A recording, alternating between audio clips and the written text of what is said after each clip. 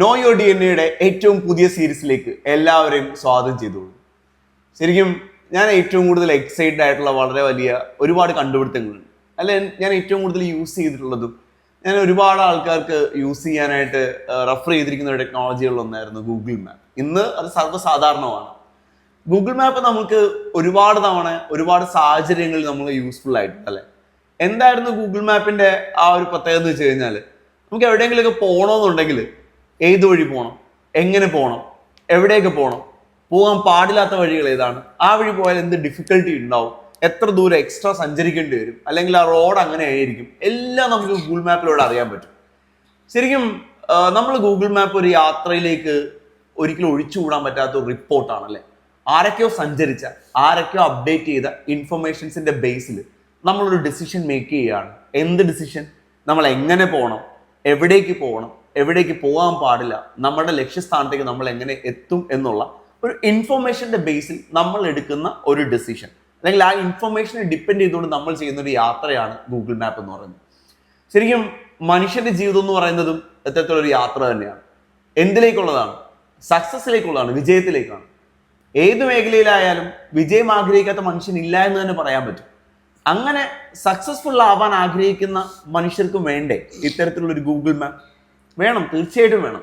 കാരണം എന്തുകൊണ്ടാണെന്ന് വെച്ച് കഴിഞ്ഞാൽ, നമ്മൾ പലപ്പോഴും ഇപ്പോൾ കുട്ടികളൊക്കെ ഉള്ളവർ ടെക്നോളജികളെ കുറിച്ച് ഡിസ്കസ് ചെയ്യുമ്പോൾ പറയാവുന്ന ഏറ്റവും കോമൺ ആയിട്ടുള്ള എക്സൈറ്റ്മെന്റ് നിറയ്ക്കുന്ന ഒരു കാര്യമുണ്ട്. എന്താണെന്നറിയോ?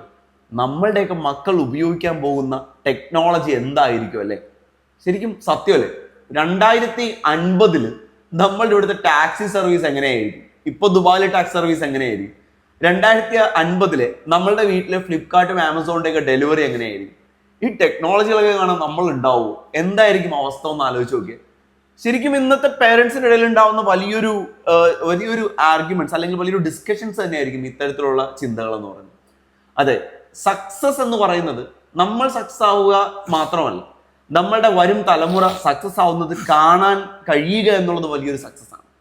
ഇനി ഭാവിയിൽ വരാൻ പോകുന്ന ടെക്നോളജീസ്, ഇപ്പോൾ ആർട്ടിഫിഷ്യൽ ഇന്റലിജൻസ്, AI എന്ന് പറയുന്ന ഒരു യുഗമാണ് നമ്മൾ പറയുന്നത്. ശരിക്കും അല്ല, AI എന്ന് പറയുന്നൊരു യുഗം തുടങ്ങുക 2050 ആകുമ്പോൾ AI എന്ന് പറഞ്ഞ യുഗത്തിന്റെ പീക്ക് പെർഫോമൻസ് എന്തായിരിക്കും നമുക്ക് ചിന്തിക്കാൻ പോലും പറ്റില്ല. അതൊക്കെ കാണാൻ നമ്മൾ ഉണ്ടാവുകയാണോ? അതൊരു ചോദ്യം തന്നെയാണ്. ശരിക്കും നമുക്ക് സാധിക്കുമോ? സാധിക്കും, തീർച്ചയായിട്ടും സാധിക്കും. എങ്ങനെ? അതെ, ഇന്ന് ലോകത്തിലെ ഏറ്റവും വലിയ ചലഞ്ചും ഏതൊരു മനുഷ്യന്റെയും ഏറ്റവും വലിയൊരു ആഗ്രഹമാണ് ലോങ്ജിവിറ്റി എന്ന് പറയുന്നത്. ഇവിടെ ഇന്നത്തെ നോ യുവർ DNA സീരീസിൽ ഞാൻ നിങ്ങളെ ഇൻട്രൊഡ്യൂസ് ചെയ്യുന്നത് വളരെ സ്പെഷ്യൽ ആയിട്ടുള്ള ഒരു പേഴ്സൺ ആണ്. എനിക്കും അദ്ദേഹം വളരെ സ്പെഷ്യലാണ്. 10 വർഷമായിട്ട് അദ്ദേഹത്തിന് എനിക്കറിയാം. അദ്ദേഹം ഒരു പാലക്കാട് സ്വദേശിയാണ്. അഭിജിത്ത് എന്നാണ് പേര്. IT സ്പെഷ്യലിസ്റ്റ് ആണ്. IT മേഖലയിൽ അദ്ദേഹം BSc ഗ്രാജുവേഷൻ കഴിഞ്ഞ് അതിനുശേഷം IT മേഖലയിൽ തിരഞ്ഞെടുത്തു. അതിൽ നെറ്റ്വർക്ക് എഞ്ചിനീയറിംഗിൽ കോൺസെൻട്രേറ്റ് ചെയ്തു. അതിനുശേഷം സെർവർ സൈഡിൽ വെൽ എസ്റ്റാബ്ലിഷ്ഡ് ആയിട്ടുള്ള ഒരു ട്രെയിനറും എക്സ്പേർട്ടായിട്ട് മാറി. അവിടെ നിർത്തിയില്ല അദ്ദേഹത്തിന്റെ വളർച്ച. അദ്ദേഹം ഇന്ന് ക്ലൗഡിൽ, അതായത് മൈക്രോസോഫ്റ്റിന്റെ അഷ്യൂർ എന്ന് പറഞ്ഞ മേഖലയിലായാലും, AWSന്റെ ആമസോണിന്റെ ക്ലൗഡിലെ സർവീസിലാണെങ്കിലും, റെഡ് ഹാറ്റിന്റെ സെർവർ മേഖലയിലാണെങ്കിലും, നെറ്റ്വർക്കിൽ പല മേഖലയിൽ പല രീതിയിൽ പ്രാഗൽഭ്യം തെളിയിച്ച IT ഇൻഡസ്ട്രിയിലോ ട്രെയിനിങ് ഫീൽഡിലായിക്കോട്ടെ, IT കൺസൾട്ടന്റ് ആയിക്കോട്ടെ, ഒരുപാട് മേഖലയിൽ പ്രവർത്തിച്ച് എക്സ്പീരിയൻസ് ഉള്ള പ്രാഗൽഭ്യം തെളിയിച്ച ഒരു ഗ്രേറ്റ് പേഴ്സൺ തന്നെയാണ്. ശരിക്കും അഭിജിത്തിന്റെ ഈ ഒരു ജേർണിയിൽ എന്തുകൊണ്ടാണ് നോ യുവർ DNA സീരീസിൽ അഭിജിത്ത് ഗസ്റ്റ് ആയിട്ട് വരാൻ കാരണം എന്ന് ചോദിച്ചു കഴിഞ്ഞാൽ, അദ്ദേഹത്തിന്റെ ഒരു ചേഞ്ച് തന്നെയാണ്. ചേഞ്ച് എന്ന് പറയുന്നത് അഭിജിത്ത് എന്ന് പറഞ്ഞ വ്യക്തിയിലുള്ള ഒരു ചേഞ്ച് അല്ല താങ്കളെ സെലക്ട് ചെയ്യാൻ കാരണം. വേറൊന്നുമല്ല, പാലക്കാട് എന്ന് പറയുന്ന ഒരു സ്ഥലം, പാലക്കാടിലെ ഒരു നാട്ടുമ്പുറം. അഭിജിത്തിനോട് ഞാൻ സംസാരിക്കുമ്പോൾ ഏറ്റവും കൂടുതൽ അഭിജിത്ത് എക്സൈറ്റഡ് ആയിരുന്നു അഭിജിത്തിന്റെ നാട്, അവിടുത്തെ ശുദ്ധമായ വായു, അവിടുത്തെ ശുദ്ധജലം, അവിടുത്തെ വീട്ടിൽ കഴിക്കുന്ന അല്ലെങ്കിൽ കൃഷി ചെയ്ത് കിട്ടുന്ന ശുദ്ധമായ ഭക്ഷണമൊക്കെയാണ്. ശരി, അതെ, ഗ്രാമീണ ഭംഗി. അപ്പൊ എപ്പോഴും ഞങ്ങൾ തമ്മിൽ സംസാരിക്കുമ്പോൾ അങ്ങനെയായിരുന്നു. അവിടെ ശരിക്കും ഞങ്ങൾ കരുതിയിരുന്നത് ഒരു ഒപ്റ്റിമൽ ഹെൽത്ത് എന്നൊക്കെ പറയുമ്പോൾ നമ്മൾ ഏറ്റവും കൂടുതൽ കൺസിഡർ ചെയ്യുന്നതും ഗുഡ് ആയിട്ടുള്ള ഫുഡ്, ഗുഡ് ആയിട്ടുള്ള വാട്ടർ, ഗുഡ് ആയിട്ടുള്ള എൻവയോൺമെന്റ് അല്ലെ, എയറും എല്ലാ കാര്യങ്ങളും, കറക്റ്റ് സമയത്ത് ഉറങ്ങുന്നു.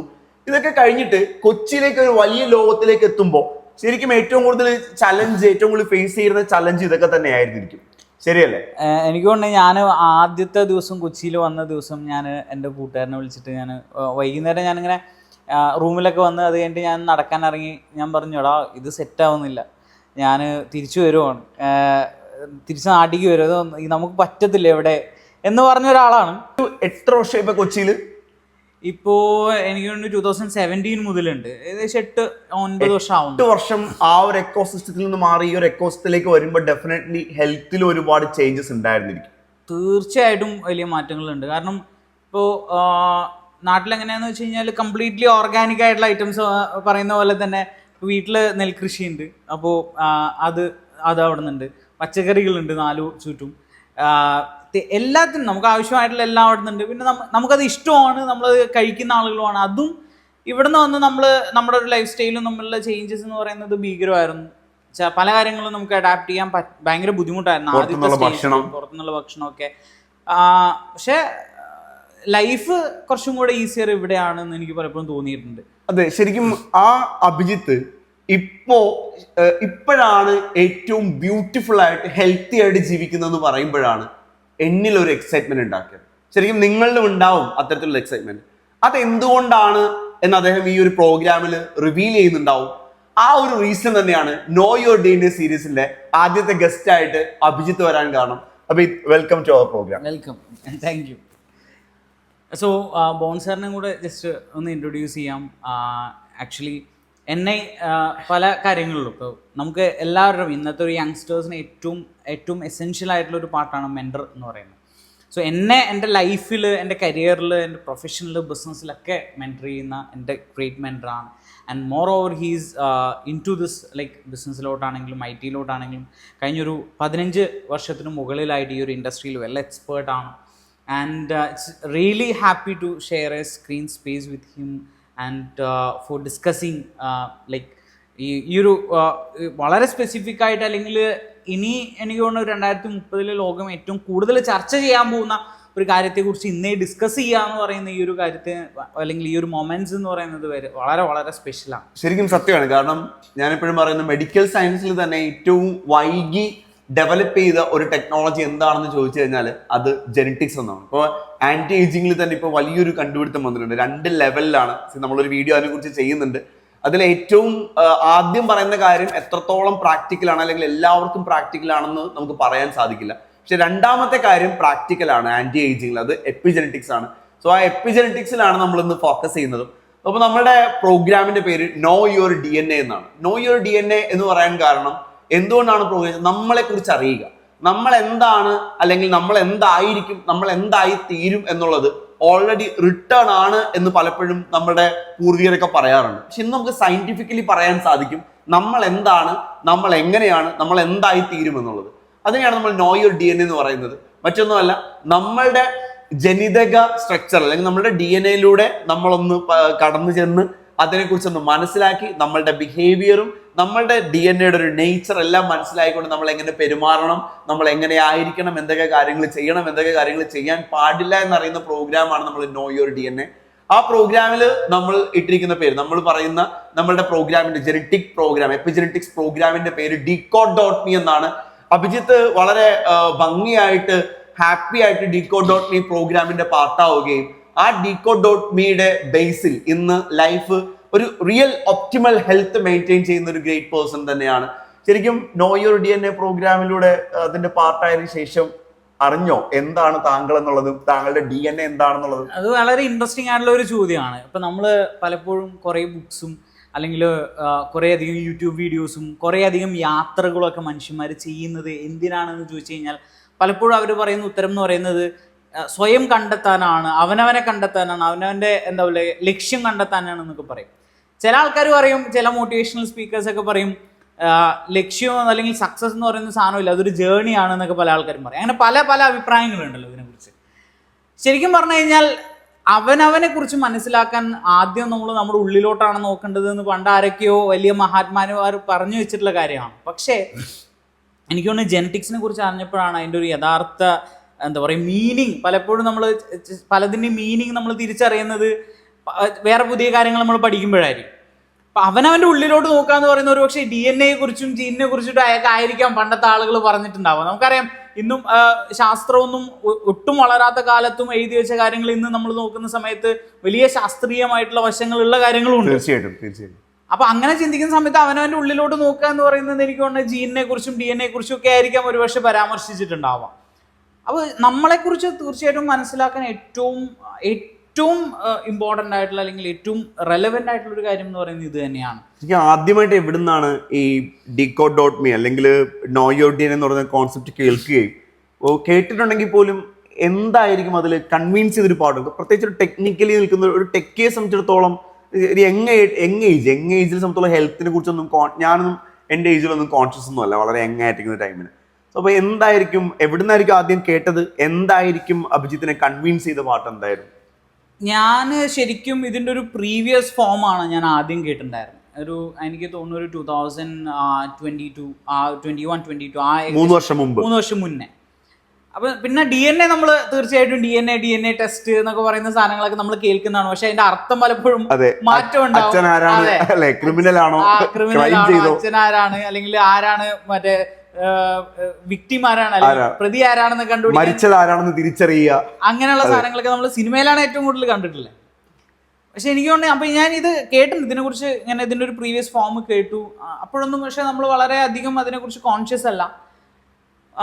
ശരിക്കും പറഞ്ഞാൽ ഈ 2025 ജനുവരിയിലാണ് ഞാൻ ഇത് എടുക്കാനുള്ളൊരു ഡിസിഷനിലോട്ട് എത്തുന്നത്. ഒന്ന് പലപ്പോഴും അത് എന്തുകൊണ്ടാന്ന് വെച്ച് കഴിഞ്ഞാൽ 3 വർഷം ഏകദേശം ഗ്യാപ്പ് ഉണ്ട്. അതുകൊണ്ട് നേരത്തെ എടുത്ത് നന്നായിരുന്നു എന്നുള്ളൊരു റിഗ്രറ്റ് തീർച്ചയായിട്ടും ഉണ്ട്. ഞാൻ ശരിക്കും പറഞ്ഞ 2 വർഷമായിട്ടാണ് ഹെൽത്ത് ഇൻഷുറൻസ് എടുക്കാൻ തുടങ്ങിയിട്ട്. ഓക്കെ, ഹെൽത്ത് ഇൻഷുറൻസിന്റെ പ്രീമിയം എനിക്ക് തോന്നുന്നു ഏകദേശം ഒരു 23,000 സംതിങ് വരുന്നുണ്ട്. തീർച്ചയായിട്ടും ഞാനിങ്ങനെ ഹെൽത്ത് ഇൻഷുറൻസ് എടുക്കുന്നു, നമുക്ക് എന്തെങ്കിലും ആരോഗ്യ പ്രശ്നങ്ങൾ വരുമ്പോഴാണ് നമ്മളത് ക്ലെയിം ചെയ്യുന്നത്. 3 വർഷം കഴിഞ്ഞാലേ ഒരു പീരീഡ് ഉണ്ടാവും, അത്രയും ഉണ്ടാവും. പിന്നെ നമുക്ക് എന്തെങ്കിലും വന്നാൽ മാത്രമാണല്ലോ നമ്മളത് ക്ലെയിം ചെയ്യുന്നത്. അപ്പം ഞാൻ ഇതിനെക്കുറിച്ച് ആദ്യം കേട്ട സമയത്ത് ഇതിൻ്റെ കോസ്റ്റിനെ കുറിച്ച് വളരെ മികച്ച രീതിയിൽ കൺസേൺഡ് ആയതുകൊണ്ടായിരുന്നു ശരിക്കും പറഞ്ഞാൽ അന്ന് ഞാൻ എടുക്കാൻ. പക്ഷെ ഞാൻ ഇത് ഈ ഹെൽത്ത് ഇൻഷുറൻസ് ഒക്കെ പേ ചെയ്യാൻ തുടങ്ങിയ, അല്ലെങ്കിൽ ഫ്യൂച്ചറിനെ കുറിച്ചൊക്കെ കുറച്ചും കൂടെ നമ്മൾ ആധികാരികമായിട്ട് ചിന്തിക്കാൻ തുടങ്ങിയ സമയത്ത്, ഞാൻ നോക്കിയ സമയത്ത് ഇതൊരു കോസ്റ്റേ അല്ല. DNA ടെസ്റ്റിനൊക്കെ ലക്ഷങ്ങൾ വിലയാവും പറയുന്നത്. എനിക്കറിയില്ല DNA ടെസ്റ്റിന്റെ കോസ്റ്റ് എന്താണെന്ന് അറിയില്ല. പക്ഷെ ഞാൻ പറയാലോ, ഒരു പനി വന്ന് നിങ്ങളൊരു ഹോസ്പിറ്റലിൽ കയറി നിങ്ങളുടെ യൂറിൻ, ബ്ലഡ് അല്ലെങ്കിൽ വേറെ എന്തെങ്കിലും ഒരു സാധനം 3 ടെസ്റ്റ് ചെയ്യാൻ കൊടുത്തു, ഡോക്ടറെ കൺസൾട്ട് ചെയ്തു, അല്ലെങ്കിൽ നിങ്ങൾ ഒരു പോയിട്ട് ഫാർമസി പോയിട്ട് അവരെ എഴുതി തന്ന ഒരു മെഡിസിൻ മേടിച്ചാൽ I can assure that minimum it will cost up to 5,000 rupees. തീർച്ചയായും. Right? തീർച്ചയായും. അപ്പോൾ ഒരു ഹോസ്പിറ്റൽ വിസിറ്റിന് അത്രയും ചെലവാക്കാൻ പറ്റുന്ന ഒരാൾക്ക്, അല്ലെങ്കിൽ ഒരു ഫാമിലിക്ക്, അല്ലെങ്കിൽ ഈ പറയുന്ന പോലെ പല കണ്ടീഷനും പല കാര്യങ്ങൾക്കും വേണ്ടി ലക്ഷങ്ങളും ആയിരങ്ങളും ചെലവാക്കുന്ന നമുക്ക്, അല്ലെങ്കിൽ ഒരു ടെക്സ്റ്റൈൽസിൽ കയറി ഒരു ഫാമിലിക്ക് മുഴുവൻ ഡ്രസ്സ് എടുക്കാൻ വേണ്ടി 10,000 15,000 ഒക്കെ സ്പെൻഡ് ചെയ്യുന്ന നമുക്ക് ലൈഫിൽ ഒരു തവണ ഒരു ടെസ്റ്റിന് വേണ്ടി, അതും ലൈഫ് ലോങ് നമുക്ക് ഉപയോഗിക്കാൻ വേണ്ടി പറ്റുന്ന, ഏത് സാഹചര്യത്തിലും നമുക്ക് കൺസൾട്ട് ചെയ്യാൻ പറ്റുന്ന, ഏത് സാഹചര്യത്തിലും അത് വിലയിരുത്തി അതിനനുസരിച്ചിട്ട് ജീവിതത്തിൽ ഒരുപാട് മാറ്റങ്ങളും അല്ലെങ്കിൽ ഒരുപാട് കാര്യങ്ങളും ചെയ്യാൻ വേണ്ടി പറ്റുന്ന ഒരു ടെസ്റ്റിന് ഈ ഒരു കോസ്റ്റ് എന്ന് പറയുന്നത് ശരിക്കും പറഞ്ഞു കഴിഞ്ഞാൽ എന്താ പറയാ, നമ്മൾ പറയില്ല അണ്ടർ വാല്യൂഡ് എന്നൊക്കെ പറയും. എത്ര പേ ചെയ്തു? ഞാൻ ആക്ച്വലി ചെയ്തിട്ടുണ്ടായിരുന്നത് 35,000 ആയിരുന്നു. ഓക്കെ.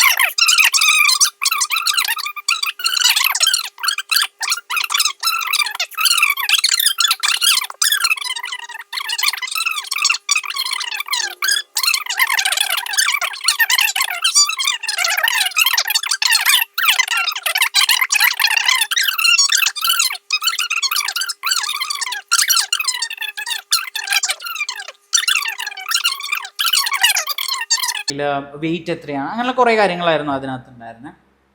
അപ്പോൾ അത് ഞാൻ ഫില്ലപ്പ് ചെയ്ത് അയച്ചു കൊടുത്തു. എന്നിട്ട് അറൗണ്ട് ഒരു 1 വീക്കോളം പ്രോസസ്സ് ചെയ്തിട്ട് എനിക്ക് വേറൊരു റിപ്പോർട്ട് കിട്ടി. റെക്കമെൻഡേഷൻ ലിസ്റ്റ് എന്ന് പറയുന്ന ഒരു സാധനം, ഒരു റെക്കമെൻഡേഷൻ റിപ്പോർട്ട് ഉണ്ട്. റെക്കമെൻഡേഷൻ ലിസ്റ്റ് എന്ന് പറയുമ്പോൾ എന്ന് വെച്ചാൽ ശരിക്കും പറഞ്ഞാൽ നമ്മൾ എന്ത് ചെയ്യണം എന്ത് ചെയ്യണ്ട ചെയ്യാൻ പാടില്ല. റിപ്പോർട്ട് വായിച്ചാൽ മതിയോ? നമുക്ക് ഇതെല്ലാം റിപ്പോർട്ടോടെ കാര്യം കഴിഞ്ഞു. ഒരു 67-70 പേജോളം വരുന്ന റിപ്പോർട്ട്. അതെങ്ങനെ നമ്മൾ വായിച്ചത് മനസ്സിലാക്കുക? ഡിഫിക്കൽട്ട് അല്ലേ? അതിന് നമുക്ക് സമ്മറൈസ് ചെയ്യാൻ വളരെ ഈസിയാണ്. ഇപ്പൊ ChatGPT ഒക്കെ ഉണ്ടാവുമ്പോഴത്തേന് സമ്മറൈസ്. ഇത് ആരെങ്കിലും പറഞ്ഞു തരുമോ? നമുക്ക് ജനറ്റിക് കൗൺസിലിംഗ് ഉണ്ട്. ജനറ്റിക് കൗൺസിലിംഗ് ഉണ്ടല്ലേ? ജനറ്റിക് കൗൺസിലിംഗിൽ നമ്മൾ പോകുമ്പോൾ ഈ റിപ്പോർട്ടുകൾ വെച്ചിട്ട് നമുക്ക് ഓൺലൈനായിട്ടോ ഓഫ്ലൈനായിട്ടോ ഓപ്റ്റ് ചെയ്യാം. അപ്പൊ അവര് ഈ റിപ്പോർട്ടുകൾ വെച്ച് നമുക്ക് 1-to-1 കൗൺസിലിംഗ് തരും. എന്തായിരുന്നു ഈ റിപ്പോർട്ട് കിട്ടിയതിന് ശേഷവും ജനറ്റിക് കൗൺസിലിംഗ് ചെയ്തതിന് ശേഷവും ഉള്ളൊരു എക്സ്പീരിയൻസ്? ജനറ്റിക് കൗൺസിലിംഗിന്റെ ഒരു എക്സ്പീരിയൻസ് എങ്ങനെ ഉണ്ടായിരുന്നു? പൊതുവെ കൗൺസിലിംഗുകൾ നമുക്ക് എപ്പോഴും ഭയങ്കര എക്സൈറ്റ്മെന്റ് ആണ്. കൗൺസിലിംഗ് ചെയ്തിട്ടുള്ളവർക്ക് അറിയാൻ പറ്റും. കൗൺസിലിംഗ് എന്ന് പറയുമ്പോൾ ശരിക്കും വളരെ റിലാക്സ്ഡ് ആയിരിക്കും. നമ്മൾ സാധാരണ ഒരു വ്യക്തിയുമായിട്ട് നമ്മൾ സംസാരിക്കുന്നതിലും ഒരു എക്സ്പേർട്ട് ആയിരിക്കും നമ്മൾ കൗൺസിൽ ചെയ്യുക. അപ്പോൾ കൗൺസിൽ ചെയ്യുന്ന സമയത്ത് ശരിക്കും നമ്മൾക്ക് അറിയാനുള്ള ഒരു കൗതുകം ഉണ്ടാവും. നമ്മളുടെ മൈൻഡ് സെറ്റിൽ നമ്മൾ അതിനെക്കുറിച്ച് പ്രിപ്പയർഡ് ആവാറുണ്ട്. എങ്ങനെയായിരുന്നു കൗൺസിലിംഗ് എക്സ്പീരിയൻസ്? എങ്ങനെയായിരുന്നു കൗൺസിലിംഗ്? രസമായിരുന്നു. ഞാനും ഉണ്ടായിരുന്നു, എൻ്റെ വൈഫും ഉണ്ടായിരുന്നു. ഞങ്ങൾ ഒരുമിച്ചാണ് അറ്റൻഡ് ചെയ്തത്. എന്തുകൊണ്ടാന്ന് വെച്ച് കഴിഞ്ഞാല് നമ്മുടെ ലൈഫ് സ്റ്റൈൽ ചേഞ്ച് ചെയ്യുമ്പോൾ അവർക്കും വൈഫ് വരണമെന്ന് പറഞ്ഞു. അവള് വരണമെന്ന് പറഞ്ഞു. അതായത് അറിയണം എന്താണെന്ന് അറിയണം.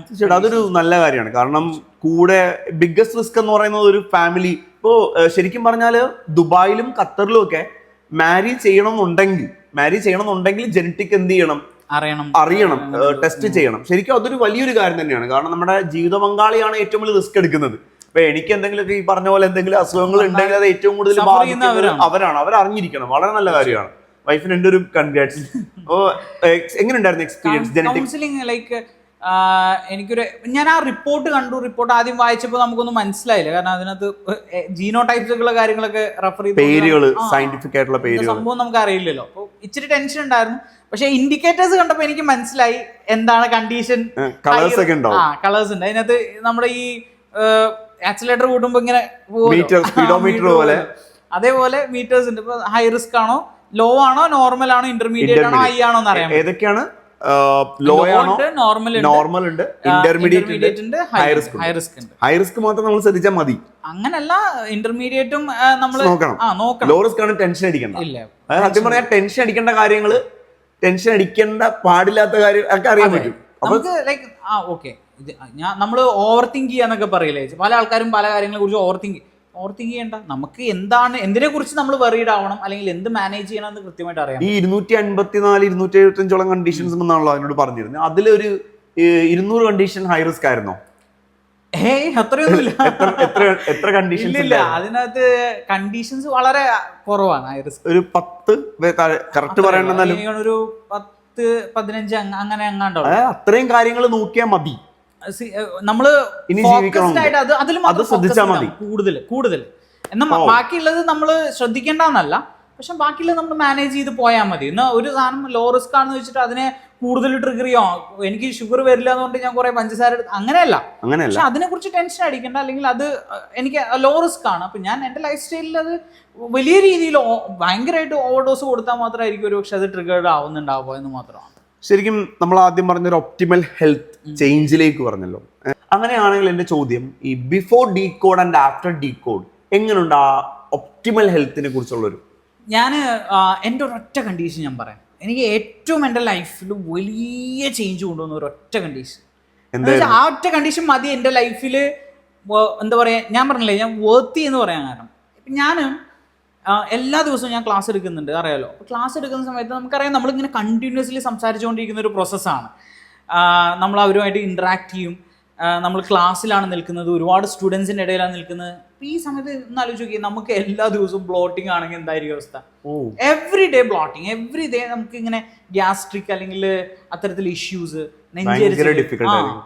ഞാൻ എനിക്ക് തോന്നുന്നു പലപ്പോഴും എനിക്ക് തോന്നിയിട്ടുണ്ട് ഈ ഈസോഫാഗിൽ അടിച്ചു പോകും, കത്തിപ്പോകും എന്നൊക്കെ തോന്നിയിട്ടുണ്ട്. അത്രയും നമുക്ക് ഭയങ്കര സഫോക്കേഷൻ. അപ്പം ഞാൻ ഇത് യാത്രകളൊക്കെ ചെയ്യുമ്പോൾ എനിക്ക് വലിയ ഡിഫിക്കൽട്ടായിരുന്നു ഇത്. അപ്പം ഞാൻ വിചാരിച്ചത് എന്തുകൊണ്ടാണ് ഇത് സംഭവിക്കുന്നത്. അപ്പം ഞാൻ എൻ്റെ ഫുഡ് ഹാബിറ്റ്സ്, ഇപ്പം നമ്മൾ ചില ആൾക്കാർ പറയില്ലേ, ചില ഭക്ഷണം കഴിച്ച് കഴിഞ്ഞാൽ മധുരം കഴിച്ചാലാണ് ഇത് വരിക എന്ന് ചിലർ പറഞ്ഞു. മധുരം കഴിച്ചാൽ ചില ആൾക്കാർക്ക് പുട്ടൊക്കെ കഴിച്ചു, അരിപ്പുട്ട് നെഞ്ചരിച്ചിലുണ്ടാവും. എന്റെ ഫേവറേറ്റ് ആ പുട്ട്. പുട്ടായിരുന്നോ കാരണക്കാരൻ? പുട്ടായിരുന്നോ കാരണക്കാരൻ എന്ന് കഴിഞ്ഞാൽ പുട്ട് മാറ്റി മാറിയില്ല. ടെസ്റ്റ് ചെയ്യുന്നതിന് മുമ്പ് പുട്ട് ടെസ്റ്റ് ചെയ്യുന്ന പുട്ടൊക്കെ മാറ്റി. ഷുഗർ ആയിരുന്നു? ഷുഗർ കട്ട് ചെയ്തു. ഈ പരീക്ഷണങ്ങളൊക്കെ ഡീകോഡിന് മുമ്പായിരുന്നു? എല്ലാം ചെയ്തിട്ടുണ്ട്. അങ്ങനെ ഡീകോഡിന് ശേഷം എന്തായിരുന്നു? കഴിക്കാതെ, ബ്രേക്ക്ഫാസ്റ്റ് കഴിക്കാതെ ഇരുന്നുണ്ട്, ലഞ്ച് കഴിക്കാതെ ഇരുന്നിട്ട്, ചായ പോലും കുടിക്കില്ല. ഇന്റർമീഡിയറ്റ് ആയിട്ട് ഞാൻ പരീക്ഷിച്ചിട്ടുണ്ട്. ഒരു ഗ്ലാസ് ചായ പോലും കുടിക്കാതെ? ചായ കുടിക്കാറുണ്ട്, ചായ കുടിക്കാറുണ്ട്. പക്ഷെ അവനായിരുന്നു വില്ലൻ. ഈ പറഞ്ഞ പോലെ ചായ ആയിരുന്നു വില്ലൻ. ചായ നമ്മൾ ഒരു ദിവസം 10 ചായയൊക്കെ കുടിക്കും. കൊച്ചിയിലൊക്കെ എത്തിക്കഴിഞ്ഞാൽ 10 ചായ 12 ചായയൊക്കെ. മൂന്നാറൊക്കെ അഭിമാനം എന്ന് പറഞ്ഞാൽ എത്ര ചായ കുടിച്ചു എന്നുള്ളതാ. ചായ കുടിക്കാൻ വേണ്ടി മൂന്നാർ പോവാ. അതെ. പക്ഷെ ഈ ഇപ്പൊ നമ്മള് പൊതുവെ നമ്മള് ചായ കുടിക്കുന്ന എന്താ, ചായ കുടിച്ച് കഴിഞ്ഞാൽ നമുക്കൊരു ഉന്മേഷം കിട്ടും, ഉറക്കം ഓണാവുന്നൊക്കെ പറയും. പക്ഷെ ഈ ചായ എന്ന പ്രശ്നം, എനിക്ക് ലാക്ടോസ് ഇൻടോളറന്റ് ആയിരുന്നു. ലാക്ടോസ് ഇൻടോളറന്റ് എന്ന് പറയും, ഇൻടോളറൻസ്. അപ്പോൾ ഞാനിത് ഡീകോഡ് എടുത്തതിന് ശേഷം എനിക്ക് മനസ്സിലായി ഞാൻ ലാക്ടോസ് ഇൻടോളറൻ്റാ. എന്ന് വെച്ചാൽ മിൽക്കിനകത്തുള്ളൊരു ഷുഗറാണ് ലാക്ടോസ്. ഇത് ഡൈജസ്റ്റ് ചെയ്യാനുള്ള കപ്പാസിറ്റി എൻ്റെ ബോഡിക്ക് ഇല്ല. അതായത് പാല് കുടിക്കാൻ പാടില്ല. പാലെന്നല്ല, ഡയറി പ്രൊഡക്ട്സ് യൂസ് ചെയ്യാൻ പറ്റത്തില്ല. പാല്, വെണ്ണ ഒന്നും പറ്റില്ല, അതൊന്നും യൂസ് ചെയ്യാൻ പറ്റില്ല. പിന്നെ ഹൈലി പ്രോസസ്ഡ്. പാല് നല്ലതാണെന്നല്ലേ പറയാ? ഓഫ് കോഴ്സ് പാല് നല്ലതാ, എല്ലാവർക്കും നല്ലതാന്ന് പറയുന്നില്ലല്ലോ. അഭിജിത്തിന് പാല് നല്ലതായിരിക്കില്ല. ഇപ്പൊ പണ്ടാരോ പറഞ്ഞിട്ടില്ലേ, വൺസ് മാൻ, അതെ, ഒരാളുടെ ഭക്ഷണം മറ്റൊരാൾക്ക് പോയിസൺ ആണെന്ന് പറഞ്ഞ പോലെ തന്നെ. അതെ, ഇതൊരു പുതിയൊരു അറിവ് തന്നെയാണ് ശരിക്കും. ഇത് റിപ്പോർട്ട് വന്ന് ഞാൻ എന്ത് ചെയ്തു, നമുക്കിത് പൊതുവെ ഒരു ആൻസൈറ്റിയും എക്സൈറ്റ്മെന്റും ഉണ്ടാവുമല്ലോ, ഇത് ശരിയാണോന്ന് അറിയണമല്ലോ. സംഭവമൊക്കെ ശരിയാണ്. പാവ അരിപ്പൂട്ടിനെ വില്ലനാക്കി എടുത്തിപ്പോ പാല് വില്ലനായിട്ട് മാറ്റിയ ശേഷം എന്തായിരുന്നു വ്യത്യാസം? മാറ്റുന്നതിനാട്ടിൽ മുന്നേ ഞാൻ പരീക്ഷിച്ച് അറിയണമല്ലോ ഇത്. അതെ, ഓക്കെ. ഞാൻ ഇന്റൻഷനലി 2-3 വട്ടം എന്ത് ചെയ്തു, പാൽ ഒഴിവാക്കി. ഒരു വട്ടം ഞാൻ ഇതേപോലെ എൻ്റെ ബ്രദർ ഇൻ ലോനെ ഞാൻ എയർപോർട്ടിലാക്കാൻ വേണ്ടിയിട്ട് പോകുന്ന സമയത്ത് ഞാൻ ചായ കുടിച്ചിട്ടാണ് വീട്ടിൽ നിന്ന് ഇറങ്ങിയത്. എയർപോർട്ടിൽ പോയിട്ട് ഞാൻ ഫസ്റ്റ് പോയത് അവിടുത്തെ ടോയ്ലറ്റിലോട്ടാണ്. കാരണം ഇത് ലാക്ടോസ് ഇൻടോളറന്റ് ഉള്ള ആളുകൾക്ക് പാല് കുടിച്ചു കഴിഞ്ഞാൽ ഇത് ഈ പറയുന്ന ലൂസ് മോഷൻ, ബ്ലോട്ടിംഗ് ഇതൊക്കെയാണ് മെയിൻ ആയിട്ടുള്ള ഇതിൻ്റെ ഒരു ഡ്രോബാക്സ് എന്ന് പറയുന്നത്, ആഫ്റ്റർ എഫക്ട്സ് എന്ന് പറയുന്നത്. അപ്പം ഞാൻ ഇന്റൻഷനലി യൂസ് ചെയ്തപ്പോൾ എനിക്ക് മനസ്സിലായി ജീൻ കള്ളം പറയത്തില്ല, ഞാൻ കള്ളം പറഞ്ഞാലും ജീന് കള്ളം പറയത്തില്ല എന്ന് മനസ്സിലായി. സ്റ്റോപ്പ് ചെയ്തു. ഭയങ്കര ചേഞ്ചാണ്, ഭയങ്കര ഹാപ്പിയാണ്. എസ്പെഷ്യലി ഞാൻ ഹാപ്പിയർ ആവുന്ന ട്രിപ്പ് പോകുമ്പോഴാണ്. അന്ന് ട്രിപ്പ് പോകുമ്പോൾ മറ്റേ ഇതായിരുന്നു പ്രശ്നം, ചായ കുടിക്കുമല്ലോ, ഇടയ്ക്കിടയ്ക്ക് ചായ കുടിക്കുമല്ലോ. ചായ ഇല്ല, കട്ടൻ കുടിക്കും. ഇപ്പൊ റീസെന്റ് ഞാനൊരു മറ്റേ ലാക്ടോസ് ഫ്രീ മിൽക്ക് ഇവിടെ. അതുകൊണ്ടാണ് ലാക്ടോസ് ഫ്രീ മിൽക്ക് വരാൻ കാരണം അല്ലേ? അമൂലിന്റെ എന്തൊക്കെ കാര്യങ്ങൾ ശ്രദ്ധിച്ചു തുടങ്ങിയതിന് ശേഷം? അതിനുശേഷം അതുപോലെ എനിക്ക് മെയിൻലി ഉണ്ടായിരുന്ന ഒരു പ്രശ്നം എന്ന് പറയുന്നത് ഫാറ്റിക് ആയിരുന്നു. എന്ന് വെച്ചാൽ എപ്പോഴും ക്ഷീണം, ഏത് സമയം. നമ്മൾ പറയില്ല ഉറക്കം ശരിയല്ലേ, എത്ര മണിക്കൂർ ഉറങ്ങും?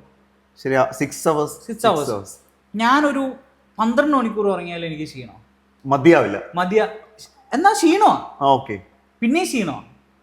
ഇനി 6 മണിക്കൂറോ 3 മണിക്കൂറോ ഉറങ്ങിയാലും ക്ഷീണമാണ്. പവർ നാപ്പ് ഒന്നും ഇല്ല, പവർ നാപ്പ് എടുത്താലും ക്ഷീണമാണ്, മൊത്തത്തിൽ ക്ഷീണം. അപ്പൊ ഇതെന്താ സംഭവം എന്ന് അറിയില്ലല്ലോ. അപ്പൊ ഞാൻ ഇത് ഡീകോഡ് വന്നതിന് ശേഷമാണ് മനസ്സിലാക്കിയത്, ഒന്ന് സിങ്ക് ഡെഫിഷ്യന്റ് ആണ്. മഗ്നീഷ്യം ഡെഫിഷ്യന്റ് ആണ്. വിറ്റമിൻ എ ഡെഫിഷ്യൻസി ഉണ്ട്. വേറെ അയൺ ഡെഫിഷ്യൻസി. ഇത്രയൊക്കെ പോരെ. പക്ഷേ നമ്മളിത് എല്ലാം കഴിക്കാറൊക്കെ, ചിലർ കഴിക്കാറില്ല. ബട്ട് ഇതൊന്നും അറിയാതെയാണല്ലോ നമ്മളെല്ലാം കഴിക്കുക. ചില ആൾക്കാർ ഇപ്പം ചിലതൊക്കെ നമുക്ക് day to day daily nutrition എന്നൊക്കെ പറയുന്ന കുറേ കാര്യങ്ങളുണ്ട്, അതൊക്കെ നമുക്ക് ഡെയിലി വേണ്ടതാണ്. പക്ഷെ ഇതൊരു എൻ്റെ ഒരു ഇൻഫോംഡ് ചോയ്സ്. ശരിക്കും ഈ 4 സപ്ലിമെന്റ്സ് പ്രോപ്പറായിട്ട് കുറേ കാര്യങ്ങളിൽ മാറ്റങ്ങൾ ഉണ്ടാവും അല്ലേ? എൻ്റെ എനർജി ലെവൽസിൽ എനിക്കത് ഭയങ്കരമായിട്ട് ഫീൽ. ഇപ്പം നമ്മൾ ക്ലാസ് എടുക്കുമ്പോൾ, ട്രെയിനിങ്സ് എടുക്കുമ്പോഴോ അല്ലെങ്കിൽ അങ്ങനെയുള്ള എനർജി ലെവൽസിൽ നമുക്ക് വരുന്നൊരു വേരിയേഷൻസ് ഉണ്ട്. പിന്നെ പല ആൾക്കാരും ഇപ്പോൾ നമ്മൾ വളരെ തമാശയ്ക്കാണെങ്കിലും പറയുന്നൊരു കാര്യമുണ്ട്, ഈ മൂഡ് സ്വിങ്സ് ഇപ്പം പെൺപിള്ളേർക്കാണ് അല്ലെങ്കിൽ സ്ത്രീകൾക്കാണ് പറയാം. അങ്ങനൊന്നുമല്ല, ആൺകുട്ടികളിൽ എത്രയോ ഇത് ഈ പറയുന്ന നമ്മൾ പറയല്ലോ, നമ്മുടെ ബോഡി എന്ന് പറയുന്നത് കുറെ കെമിക്കൽസ് ആണ്. തീർച്ചയായിട്ടും ഇതിന്റെ ചില ഇംബാലൻസുകളാണ് ഇതിനൊക്കെ റീസൺ ആയി. വേറെന്തൊക്കെ കാര്യങ്ങൾ കറക്റ്റ് ചെയ്തിട്ടുണ്ടെന്നൊന്ന്? പിന്നെ ഞാൻ കറക്റ്റ് ചെയ്തിട്ടുള്ളത്, എന്നെ സംബന്ധിച്ചിടത്തോളം എനിക്ക് ഹൈ റിസ്ക് ഉള്ള ഒരു ഫാക്ടർ കാർഡിയോ റിലേറ്റഡ് ആയിട്ടുള്ള കുറച്ച് കാര്യങ്ങൾ. പേടിച്ചു പോകും നമ്മൾ ഈ റിപ്പോർട്ട് വരുമ്പോൾ, എനിക്ക് ഹാർട്ട് അറ്റാക്ക് വരും എന്നൊക്കെ പേടി? അങ്ങനെയാണോ? പേടിയൊന്നുമില്ല. അങ്ങനെ പേടിക്കേണ്ട ആവശ്യമുണ്ടോ റിപ്പോർട്ട് വരുമ്പോൾ? എന്തിനു പേടിക്കേണ്ട ആവശ്യം ഇല്ല. ഒരിക്കലും നമ്മളൊരു ഹൃദ്രോഗി ആകുന്നല്ല പറയുന്നത്. അതിനുള്ള റിസ്ക് ഇപ്പം ഞാൻ എപ്പോഴും പറയാറുള്ളത്, ഞാൻ ഇതിനെ താരതമ്യം ചെയ്യാറുള്ളത്, ഇപ്പോൾ മണ്ണിൻ്റെ അടിയിൽ ഒരു വിത്ത് കിടപ്പുണ്ട്, അറിഞ്ഞോ അറിയാതെയോ ചിലപ്പോൾ നമ്മൾ അതിനകത്ത് വെള്ളം ഒഴിക്കുന്നുണ്ടാവും. വെള്ളം ഒഴിച്ചു അല്ലെങ്കിൽ അതിനാവശ്യമായിട്ടുള്ള കാര്യങ്ങൾ കൊടുത്താൽ ഈ വിത്ത് വളരും, ഇത് തളിരിടും, വലിയൊരു മരമാവും അല്ലേ. ഈ വിത്ത് നല്ലതാണോ ചീത്തതാണോ നമുക്ക് അറിയാൻ പറ്റുന്നുണ്ട് എന്ന് വിചാരിക്കുക നേരത്തെ കൂട്ടിയിട്ട്. അപ്പം നമുക്കത് തീരുമാനിച്ചൂടെ ഈ വെള്ളം ഒഴിക്കണോ വളം ഇടണോ വേണോ വേണ്ടോ എന്നുള്ളത് നമുക്ക് തീരുമാനിച്ചൂടെ. പലപ്പോഴും നമ്മൾ ഹൃദയത്തെ കുറിച്ച് ചിന്തിക്കുന്നത് ഹാർട്ട് അറ്റാക്ക് വരുമ്പോഴാണ്. അതെ, ഹാർട്ട് അറ്റാക്ക് വന്ന് ഹോസ്പിറ്റലിൽ പോയി കഴിയുമ്പോഴാണ് ആദ്യം ഇൻഷുറൻസ് എടുക്കേണ്ടതായിരുന്നു, അല്ലെങ്കിൽ പുക വലിക്കരുതെന്ന് ഞാൻ അയാളോട് പറഞ്ഞിട്ടുള്ളതാണ്, ഹാർട്ടിനാണ് പ്രശ്നം. ശരിക്കും അറിയാം അല്ലെ. ശരിക്കും അതുകൊണ്ട് എന്തെങ്കിലും ഹാബിറ്റ്സ് സ്റ്റോപ്പ് ചെയ്തിട്ടുണ്ടോ? എന്തൊക്കെ ഹാബിറ്റ്സ് ആണ് പറഞ്ഞത് സ്റ്റോപ്പ് ചെയ്തിട്ടുണ്ടോ? സ്റ്റോപ്പ് ചെയ്തിട്ടുണ്ട്. പുതിയ ഹാബിറ്റുകൾ തുടങ്ങിയിട്ടുണ്ടോ? തീർച്ചയായിട്ടും. എന്തൊക്കെ ഹാബിറ്റുകൾ തുടങ്ങിയിട്ടുണ്ട്? മെയിൻലി ഞാൻ പറഞ്ഞില്ലേ കാർഡിയോ റിലേറ്റഡ് ആയിട്ടുള്ള പ്രൊട്ടക്ഷന് വേണ്ടിയിട്ട് ഞാൻ ഒമേഗ-3 ഒന്നും ഞാൻ അങ്ങനെ കൺസ്യൂം ചെയ്യാത്ത ഒരാളായിരുന്നു. പക്ഷെ അത് കൺസ്യൂം ചെയ്ത് തുടങ്ങി. ജിമ്മിൽ പോവുകയാണെങ്കിലും കാർഡിയോ എക്സസൈസുകൾ ഞാൻ കൂടുതലായിട്ട് ചെയ്തു തുടങ്ങി. ജിമ്മിൽ പോകുന്ന കാര്യം പറഞ്ഞപ്പോൾ എനിക്ക് ഈ decode.me ചെയ്തതിന് ശേഷം ജിമ്മിൽ പോകാനുള്ള, ഇപ്പം നോർമലി ജിമ്മിൽ പോകുന്ന ഒരു മോട്ടിവേഷൻ ഉണ്ടാവുമല്ലോ, ബോഡി നന്നാകണം. അതല്ലാതെ എങ്ങനെയാണ് ഒരു മെന്റലി ഒരു നമ്മൾ പറയല്ലേ മോട്ടിവേഷനും നമ്മളെ ഒരാൾ ഇൻസ്പയർ ചെയ്യുന്ന രണ്ടാണ്. decode.meക്ക് ശേഷം ജിമ്മിൽ പോകാനുള്ള ഒരു പ്രവണത, അത് മോട്ടിവേറ്റ് ചെയ്യുകയാണ് ചെയ്തത്, അതൊരു ഇൻസ്പിറേഷൻ ആയിരുന്നു decode.me എന്ന് പറയുന്നത്? മോർ ഓവർ ഒരു നീഡായിരുന്നു എന്ന് വേണമെങ്കിൽ പറയാം. എന്ന് വെച്ചാൽ I have to be responsible to my own health. ഞാൻ എന്തിനു ജിമ്മിന് പോകുന്നു എനിക്ക് ഒരു ധാരണയുണ്ട് അല്ലേ. ആക്ച്വലി ജനറ്റിക്കലി നോക്കുകയാണെങ്കിലല്ലേ ഞാൻ ജിമ്മിൽ പോകരുതാത്ത ഒരാളാണ്. കാരണം മോട്ടിവേഷൻ ടു എക്സസൈസ് എന്ന് പറയുന്ന ഒരു ജീനുണ്ട്, അത് എനിക്ക് ഭയങ്കര ലോ. അതറിയാൻ പറ്റും. അതായത് എനിക്ക് എക്സസൈസ് ചെയ്യാനുള്ള മോട്ടിവേഷൻ ഇല്ല. അതുകൊണ്ട് എന്നെ മോട്ടിവേറ്റ് ചെയ്യുന്ന എന്റെ ഫ്രണ്ട്സാണ്, ജിമ്മിൽ കൂടെ വർക്ക് ചെയ്യുന്ന എന്റെ ഫ്രണ്ട്സ് ആണ് എന്ത് ചെയ്യുന്നത്. ആരെങ്കിലും മോട്ടിവേറ്റ് കൊണ്ടുകഴിഞ്ഞാൽ ഹെൽത്തി ആയിട്ടിരിക്കും. അടിപൊളി. ജിമ്മിൽ തന്നെ എല്ലാ എക്സസൈസും ഒക്കെ ചെയ്യാൻ പറ്റുമോ? എല്ലാ മെഷീൻസും ഒക്കെ ചെയ്യാൻ പറ്റില്ല. അപ്പൊ എനിക്ക് ഹൈ ഇന്റൻസിറ്റി വർക്ക്ഔട്ട്സ് ഒന്നും പറ്റില്ല. എന്റെ QT ഇന്റർവെലിന് പ്രശ്നമൊന്നുമില്ല. QT ഇന്റർവെലൊക്കെ ലോ ആണ്, വലിയ ഹൈ റിസ്ക് ഉള്ള കാര്യമൊന്നുമില്ല. പക്ഷെ എനിക്ക് ഹൈ ഇന്റൻസിറ്റി വർക്ക്ഔട്ട്സ് എന്ത് ചെയ്യില്ല, ഒത്തിരി ചെയ്യാൻ പറ്റില്ല. അപ്പം ഞാൻ ചെയ്യുവാണെന്നുണ്ടെങ്കിൽ പോലും ഞാൻ ഇൻ്റർവെല്ലുകൾ എടുക്കണം. ഇടയ്ക്കിടയ്ക്ക് ഇൻ്റർവെൽസ് എടുത്ത് റെസ്റ്റ് എടുത്ത് അങ്ങനെ വേണം ചെയ്യാൻ. അല്ലാതെ കണ്ടിന്യൂസ്ലി ചെയ്ത് കഴിഞ്ഞാൽ അത് എനിക്ക് അത്ര നല്ലതല്ല. അങ്ങനെ ഏതെങ്കിലും ഒരു ബോഡി പാർട്ട്, പ്രത്യേകിച്ച് ഏതെങ്കിലും ഒരു ബോഡി പാർട്ട് വളരെ ഇൻട്രസ്റ്റിംഗ് ആയിട്ടുള്ള ഒരു പാർട്ട്, ഇത് ഈ നമ്മുടെ ഈ ഒരു ബോണല്ലേ, ഇത് ആർച്ച്ലെസ് എന്ന് പറയുന്നത്, നമ്മുടെ ഈ ഒരു അല്ലേ, നമ്മള് വെയിറ്റ് ചെയ്യാൻ ജമ്പ് ചെയ്യാനൊക്കെ ഹെൽപ്പ് ചെയ്യുന്ന. ഭയങ്കര വേദനയോടെ തട്ടുമ്പോ. അപ്പോൾ ഈ ആർച്ച്ലെസ് ടെൻഡിനോപ്പതി എന്ന് പറയുന്ന ഒരു ഹൈ റിസ്ക് ഉണ്ട് എനിക്ക്. എന്ന് വെച്ച് കഴിഞ്ഞാൽ ഇതിന് ഇഞ്ചുറി വരാനുള്ള സാധ്യത ഭയങ്കര കൂടുതലാണ് എനിക്ക്, ഭയങ്കര കൂടുതലാണ്. അപ്പൊ ഭയങ്കര കൂടുതലായതുകൊണ്ട് ഇപ്പൊ ഈ ജമ്പിങ് സ്ക്വാട്സ് ഒക്കെ നമ്മൾ ചെയ്യല്ലോ, അങ്ങനെ ചാടി ബോക്സ് അങ്ങനെയുള്ള കാര്യങ്ങൾ, ജമ്പിങ് സ്ക്വാട്സ് അതൊക്കെ നമ്മൾ ചെയ്യല്ലോ. എന്ന് വെച്ചാൽ കൂടുതലായിട്ട് ജമ്പ് ചെയ്യുന്ന പരിപാടി ഇതിന് ഒരുപാട് പ്രഷർ കൊടുക്കാതിരിക്കുന്നതാണ് എന്നെ സംബന്ധിച്ചിടത്തോളം നല്ലത്. ശരി. അതായത് എക്സസൈസിൽ തന്നെ ഏതൊക്കെ എക്സസൈസ് വേണം, ഏതൊക്കെ എക്സസൈസ് വേണ്ട, ഏതൊക്കെ എക്സസൈസ് ചെയ്താൽ ഏതൊക്കെ ബോഡി പാർട്ട് ഹെൽത്തി ആയിട്ടിരിക്കും, അത് അങ്ങനെ ചെയ്യാൻ പറ്റും. ശരിക്കും ഇതൊക്കെ ശരിക്കും ഇമ്പ്രൂവ് ചെയ്തെടുക്കാനും പറ്റില്ലേ ഇതിന്റെയൊക്കെ ബേസിൽ? ഇമ്പ്രൂവ് ചെയ്തെടുക്കാം. കാരണം നമുക്ക് അതിനെ ഫോക്കസ് ചെയ്യുന്ന രീതിയിലുള്ള വർക്ക്ഔട്ട്സ് നമുക്ക് എന്ത് ചെയ്യാൻ പറ്റും. അതിനെ ഫോക്കസ് ചെയ്യുന്നത്. ഇപ്പൊ എന്നെ സംബന്ധിച്ചിടത്തോളം എൻ്റെ മസിൽ റിക്കവറി ഭയങ്കര സ്ലോ ആണ്. അത് ഡീകോഡ് എന്ന് അറിഞ്ഞു തന്നെയാണ്. അപ്പോൾ ഞാൻ പോയിട്ട് ഒരു ദിവസം തന്നെ ഒരു 3 മസിലിനൊക്കെ ഞാൻ ചെയ്തു, വർക്കൗട്ട് ചെയ്തു. ഇതെങ്ങനെ റിക്കവർ ആവും? ജിമ്മിൽ വർക്ക്ഔട്ട് ചെയ്യുന്നവർക്ക് ഭയങ്കര യൂസ്ഫുൾ ആണ് അല്ലേ ശരിക്കും. കാരണം അപ്പൊ ഞാൻ എന്ത് ചെയ്യും, ഞാൻ 1 മസിൽ ഡേ ചെയ്യത്തുള്ളൂ. അപ്പൊ എനിക്ക് റിക്കവറി സ്ലോ റിക്കവറി ആണ്. പ്രോട്ടീൻ ഇൻടേക്കും പ്രോപ്പർ ആക്കാം. ഒരേ സമയത്ത് എന്റെ മസിൽ റിക്കവറി സ്ലോ ആണ്, അതേ സമയത്ത് എന്റെ മസിൽ ഇഞ്ചുറി റിസ്ക് ഹൈ ആണ്. ഇത് രണ്ടും കണക്റ്റഡ് ആണ്. അങ്ങനെ ഒരുപാട് ഡോട്ട്സ് നമുക്ക് ഇതിനകത്ത് കണക്ട് ചെയ്തെടുക്കാൻ പറ്റും. ഒരുപാട് നമ്മൾ ഈ ഹാർട്ടിനെ കുറിച്ചും എന്താ പറയാ മസിൽസിനെ കുറിച്ചും അല്ലാതെ നമ്മളുടെ ഇന്റേണൽ ഓർഗൻസിനെ കുറിച്ച്, നമുക്കിപ്പോ ലിവറിനെ കുറിച്ച് ആയിക്കോട്ടെ, കിഡ്നിയെ കുറിച്ച് ആയിക്കോട്ടെ, ഒക്കെ അറിയാൻ പറ്റും. എല്ലാം അറിയാൻ പറ്റും. ഇതിനകത്ത് ലിവർ ആൻഡ് ഗ്യാസ്ട്രോ എന്ന് പറയുന്ന ഒരു സ്പെഷ്യൽ ഇതന്നെയുണ്ട്, കാറ്റഗറി തന്നെ. 90% ആൾക്കാർ ഇന്ന് ഗ്യാസ്ട്രിക് ആണ്. അല്ലെങ്കിൽ ഇപ്പൊ ഞാൻ ഈ പറഞ്ഞൊരു കാര്യം, ഇപ്പോൾ എന്നെ ഏറ്റവും കൂടുതൽ ഇൻസ്പയർ ചെയ്ത് ഇതുവരെ ഉണ്ടായതിനകത്ത് ആ ഗ്യാസ്ട്രിക് ആണ്. 90% ആൾക്കാരും ഗ്യാസ്ട്രിക് ആണ്. തീർച്ചയായിട്ടും നമ്മൾ കേട്ടിട്ടുണ്ട് പല ആൾക്കാരുടെയും everything starts from your gut എന്നാണ്. അപ്പൊ ഗട്ട് അതെല്ലാം ശരിക്കും അറിയാൻ പറ്റും. തീർച്ചയായിട്ടും അല്ലെ. ലിവറില് എന്തായിരുന്നു എക്സ്പീരിയൻസ്? ലിവറിന് എനിക്ക് ഇച്ചിരി റിസ്ക് ഉണ്ടായിരുന്നു. കൊളസ്ട്രോളിന്റെ തന്നെ അല്ല വേറെ റിസ്ക് ഉണ്ടായിരുന്നു, റിസ്ക് ഫാക്ടർ ഉണ്ട്. ഓക്കെ. അപ്പോൾ അപ്പൊ അതും അതിനെ ട്രിഗർ ചെയ്യുന്ന ചില കാര്യങ്ങള്. എസ്പെഷ്യലി നമ്മള് കാർബണേറ്റഡ് ഡ്രിങ്ക്സ് ഒക്കെ ഭയങ്കരമായിട്ട് കൺസ്യൂം ചെയ്യുന്നതൊക്കെ ആൽക്കഹോളും പ്രശ്നമാണ്. അത് അതെല്ലാം അതിനെ ട്രിഗർ ചെയ്യുന്ന ഫാക്ടേഴ്സ് ആണ്. അതിനു മുമ്പ് സോഫ്റ്റ് ഡ്രിങ്ക്സ് ഒക്കെ യൂസ് ചെയ്യലുണ്ടായിരുന്നു. ഡ്രിങ്ക്സ് ലൈക്ക് കണ്ടിന്യൂസ്ലി യൂസ് ചെയ്യുന്ന ഒരാളായിരുന്നു. ഡീകോഡോട്ട്മിക്ക് ശേഷം നിർത്തി. അത് നല്ലൊരു തീരുമാനം. ഡീകോഡോട്ട്മിയിലെ സോഫ്റ്റ് ഡ്രിങ്ക്സ് നിർത്തിയത് തന്നെ കുറെ പൈസ സേവ് ചെയ്തിട്ടുണ്ടാവുമല്ലോ. ഈ ഹാബിറ്റ്സ് പൈസ സേവ് ചെയ്തിട്ടുണ്ടോ? ഹാബിറ്റ്സ് കാരണം ഫിനാൻഷ്യലി സേവ് ചെയ്തിട്ടുണ്ടോ? ഒത്തിരി. തീർച്ചയായിട്ടും.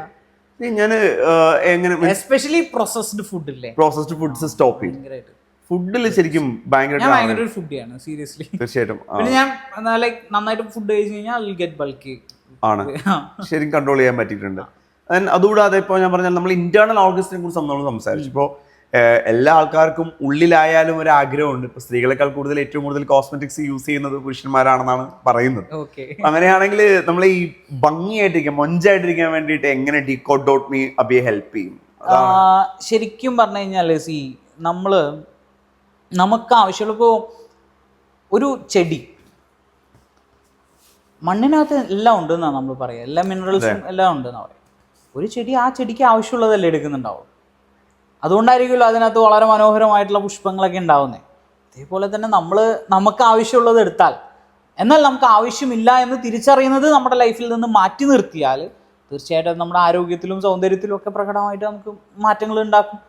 ഒരു സംശയമില്ല അതിനകത്ത്. ഇപ്പോൾ നമ്മുടെ മുന്നിൽ 2 ഭക്ഷണം ഇരിക്കുന്നു. നമ്മൾ എങ്ങനെ തിരിച്ചറിയും ഒന്ന് നമുക്ക് നല്ലതാണോ, ഒന്ന് നമുക്ക് നമ്മുടെ ശരീരത്തിനെ ആവശ്യമില്ലാത്തൊരു കാര്യമാണ് എന്നുള്ളത് എങ്ങനെ തിരിച്ചറിയും? നമ്മൾ കുറെ കളറും മസാലയൊക്കെ ഉള്ള ഫുഡ് കൊള്ളില്ല, പിന്നെ എണ്ണയൊക്കെ ഉള്ള ഫുഡ് നമ്മൾ കാഴ്ചയിലെ ഡിസൈഡ് ചെയ്യുന്നത്, അല്ലെങ്കിൽ മണത്തില് അല്ലെ, കാഴ്ചയിലോ മണത്തിലോ അല്ലെങ്കിൽ പ്രീവിയസിൽ എപ്പോഴെങ്കിലും കഴിച്ച ഒരു എക്സ്പീരിയൻസിലോ ആയിരിക്കും നമ്മൾ ചൂസ് ചെയ്യുന്നുണ്ടാവുക. പക്ഷെ ഇൻഫോംഡ് ആയിട്ട് ചൂസ് ചെയ്യുക എന്ന് പറയുന്ന ഒരു സാധനം ഉണ്ടല്ലോ. ശരിക്കും വേൾഡ് ഹെൽത്ത് ഓർഗനൈസേഷൻ ഏറ്റവും കൂടുതൽ ഫോക്കസ് ചെയ്യുന്ന ഇൻഫോംഡ് ചോയ്സസിനെ കുറിച്ചാണ് ഇങ്ങനെ പറയുന്നത്. ഞാൻ ചോദിക്കട്ടെ, ഇപ്പൊ ഇത് കഴിക്കുക ഇതൊക്കെ എല്ലാം അകത്തേക്കുള്ളതാണ്. ഈ ഡീകോഡോട്ട്മി, ഈ ജീനിന് നിങ്ങൾ എങ്ങനെ പെർഫോം ചെയ്യിക്കാനായിട്ടൊക്കെ പറ്റുമോ? അതായത് നമ്മുടെ ഹോർമോണ്, ഞാനൊക്കെ പറയാം, നമ്മളിപ്പോ ഒരു 12 ടൈപ്പ് ഹോർമോൺസ് ഉണ്ട്. 12 ടൈപ്പ് ഹോർമോൺസ് ആണ് മനുഷ്യനാക്കി മാറ്റുന്നതെന്ന് പറയുന്നത്. ചില ഹോർമോൺസ് കുറയുമ്പോൾ ഞാൻ ഭയങ്കര അരഗന്റ് ആയിട്ട് മാറും, ചില ഹോർമോൺസ് വരുമ്പോൾ ഞാൻ ഭയങ്കര ഹാപ്പി ആയിരിക്കും. ഈ ശരീരം നോക്കുന്നതൊക്കെ ഓക്കെ, പക്ഷെ നമ്മളെ കൊണ്ട് ഈ ജീനിന് പെർഫോം ചെയ്യിപ്പിക്കാൻ പറ്റുമോ?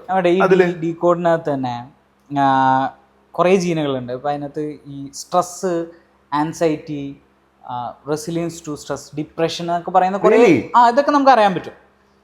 അങ്ങനെ കുറച്ചുകൂടി, കാരണം സ്ട്രെസ്സിനെ കുറിച്ച് പറഞ്ഞുകൊണ്ടാണ് ഞാനിത് പറയാൻ കാരണം ഇനി എനിക്ക് തോന്നുന്നില്ല സ്ട്രെസ് ഇല്ലാത്ത ആൾക്കാരുണ്ടാവില്ല തോന്നുന്നില്ല.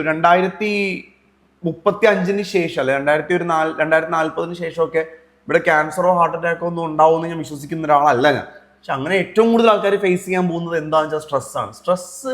ശരിക്കും സ്ട്രെസ്സിനും ഡിപ്രഷനും ഇത് പറ്റുമോ? നമ്മളുടെ IT മേഖലയിലൊക്കെ ഇന്നും ശരിക്കും പറഞ്ഞാൽ പല നഗരങ്ങളിൽ നിന്ന് എൻജോയ് ചെയ്യാൻ റിലാക്സ്ഡ് ആവാനുള്ള സംവിധാനങ്ങളുണ്ട് പല രാജ്യങ്ങളിലും. നമ്മളുടെ IT മേഖലയിൽ work after work after work after work എന്നാണ്. അല്ലെങ്കിൽ ശരിക്കും അങ്ങനെ സ്ട്രെസ് എന്താണ്? IT മേഖല മാത്രമല്ല, ബിസിനസ് ആയിക്കോട്ടെ, ഈവൻ സ്റ്റുഡൻസ് വരെ, പരീക്ഷയിൽ വരെ കുട്ടികൾ ശരിക്കും ഭയങ്കര സ്ട്രെസ്ഡ് ആണ്. സ്ട്രെസ് ശരിക്കും ചർച്ച ചെയ്യപ്പെടേണ്ട ഒരു വിഷയമാണ്. സ്ട്രെസ്സിൽ എന്താണ് ഈ ജെനറ്റിക്സ്? ഇന്ത്യയിൽ എത്രയോ ശതമാനം ഈ IT മേഖലയിൽ തന്നെ എനിക്ക് തോന്നുന്നു, ഞാൻ ഗൂഗിൾ ചെയ്ത സമയത്ത് 70% സംതിങ് എന്തുണ്ട് ആളുകൾക്ക് സ്ട്രെസ്. അങ്ങനെ കുറെ റിപ്പോർട്ട്, കുറെ സ്റ്റഡീസ് ഉണ്ട്, ഗൂഗിളിൽ നിങ്ങൾ നോക്കിയാൽ കാണാൻ പറ്റും. സ്ട്രെസ് ഒരു വലിയ ഫാക്ടറാണ്. അപ്പം ഇത് ഞാൻ പറയുന്നത്, ഞാനത് ഇച്ചിരി ടൈം എടുത്തിട്ട് പറയാം. അതായത് ഇപ്പോൾ ഒരു കുട്ടി, ഒരു 10-20 വയസ്സായിട്ടുള്ള ഒരു കുട്ടിയുടെ അച്ഛനും അമ്മയൊക്കെ ജോലിക്ക് പോകുന്നു. ഈ കുട്ടി വീട്ടിലിരിക്കുന്നു, അല്ലെങ്കിൽ ഈ കുട്ടി കൂട്ടുകാർക്കിടയിലിരിക്കുന്നു. ഈ കുട്ടി ഭയങ്കര സൈലൻ്റ് ആണ്. നമ്മൾ പലപ്പോഴും ഈ കുട്ടിയെ എന്ത് ചെയ്യാറുണ്ട്? കളിയാക്കും. ശരിയല്ലേ? ശോകമാണ്, അല്ലെങ്കിൽ ഇൻട്രോവേർട്ട്, അന്തർമുഖൻ. ഇപ്പത്തെ അന്തർമുഖൻ എന്നാണല്ലോ പറയാ. അതെ, അങ്ങനെ പല കാര്യങ്ങളും വേണ്ടി കളിയാക്കും. See, what if he is genetically have higher risk in depression, anxiety, resilience to stress? Really? Yeah. നമ്മളുടെ മക്കളൊക്കെ ചിലപ്പോ ഫേസ് ചെയ്യപ്പെടുന്ന പല സിറ്റുവേഷൻസ് നമുക്ക് ഇതിലൂടെ കറക്റ്റ് ചെയ്ത് കൊടുക്കാൻ പറ്റും. ഞാൻ പറയട്ടെ, ഇപ്പോൾ ഒരു മോൻ, ആ മോൻ്റെ ജനറ്റിക് റിപ്പോർട്ട് നമ്മൾ എടുത്തു, ഡീകോഡ് എടുത്തു, നമ്മൾക്ക് മനസ്സിലായി ഓക്കെ ഇങ്ങനെയുള്ള കണ്ടീഷനുകളുണ്ട്. ആ കണ്ടീഷൻസ് ഓവർകം ചെയ്യാൻ നമുക്ക് ഹെൽപ്പ് ചെയ്യാൻ പറ്റും. മോർ ഓവർ ബ്ലെയിമിങ് നമുക്ക് എന്ത് ചെയ്യാൻ പറ്റും? ഹെൽപ്പ് ചെയ്യാൻ പറ്റും. മോനെ അവനെ സോഷ്യലൈസ് ചെയ്യിപ്പിക്കാം കൂടുതൽ. അവന് സ്പോർട്സ് ആക്ടിവിറ്റികളിലോട്ട് അല്ലേ. അപ്പോൾ ഒന്ന് ആലോചിക്കുക, ഒരു ഒറ്റയ്ക്ക് ഇരിക്കുമ്പോഴാണല്ലോ പലപ്പോഴും ഇതൊക്കെ തോന്നലും കാര്യങ്ങളൊക്കെ വരുന്നുണ്ടാവുക നമ്മുടെ ഉള്ളിലോട്ട്. അല്ലെങ്കിൽ അത് ഓവർകം ചെയ്യാൻ മാക്സിമം ആക്ടിവിറ്റികളിൽ ഇൻവോൾവഡ് ആക്കിക്കൊണ്ട്, അല്ലെങ്കിൽ മെഡിറ്റേഷൻ പോലെയുള്ള കാര്യങ്ങൾ ചെയ്യുക, അല്ലെങ്കിൽ യോഗ പോലെയുള്ള കാര്യങ്ങളിൽ ഇൻവോൾവഡ് ആക്കുക എന്ന് പറഞ്ഞു കഴിഞ്ഞാൽ ഇതിൽ നിന്ന് വലിയ റിലീഫ് ഉണ്ടാവും എന്ന് മാത്രമല്ല, അത് ആ കുട്ടിയുടെയോ അല്ലെങ്കിൽ ആ ഒരു ഫാമിലിയുടെയോ പ്രൊഡക്ടിവിറ്റി ഇൻക്രീസ് ചെയ്യാനും നാളത്തെ അവരുടെ ഫ്യൂച്ചറിനെ ഏറ്റവും ബെസ്റ്റായിട്ട് ഫ്ലറിഷ് ചെയ്യാനും അത് ഹെൽപ്പ് ചെയ്യില്ലേ. ശരിക്കും നീ എന്താണ് പഠിക്കാത്ത അല്ലേ, നീ എന്താ IAS ആവാത്തെന്ന് ചോദിക്കുന്നതിന് പകരം കുട്ടിക്ക് ശരിക്കും പറഞ്ഞ ഒരു കുഞ്ഞ് ജനിച്ച് അവനൊരു ഈ സ്പിറ്റ് ചെയ്യാൻ ടൈം ആകുമ്പോൾ ഈ റിപ്പോർട്ട് കൊടുക്കണം. ഇതാണല്ലേ, ഇതാണ് നിന്റെ റിപ്പോർട്ട് എന്ന് പറഞ്ഞു കൊടുക്കണം. 15 വയസ്സ് മുകളിലോട്ടുള്ള എല്ലാ കുട്ടികൾക്കും നിങ്ങൾ ചെയ്യണോ? കാരണം കുട്ടികൾക്ക് 15 വയസ്സ് ചിലപ്പോൾ ഞാൻ ഒരു 7 വയസ്സുള്ള കുട്ടിക്ക് ചെയ്തുകൂടെ? തീർച്ചയായിട്ടും ചെയ്യാം അല്ലേ.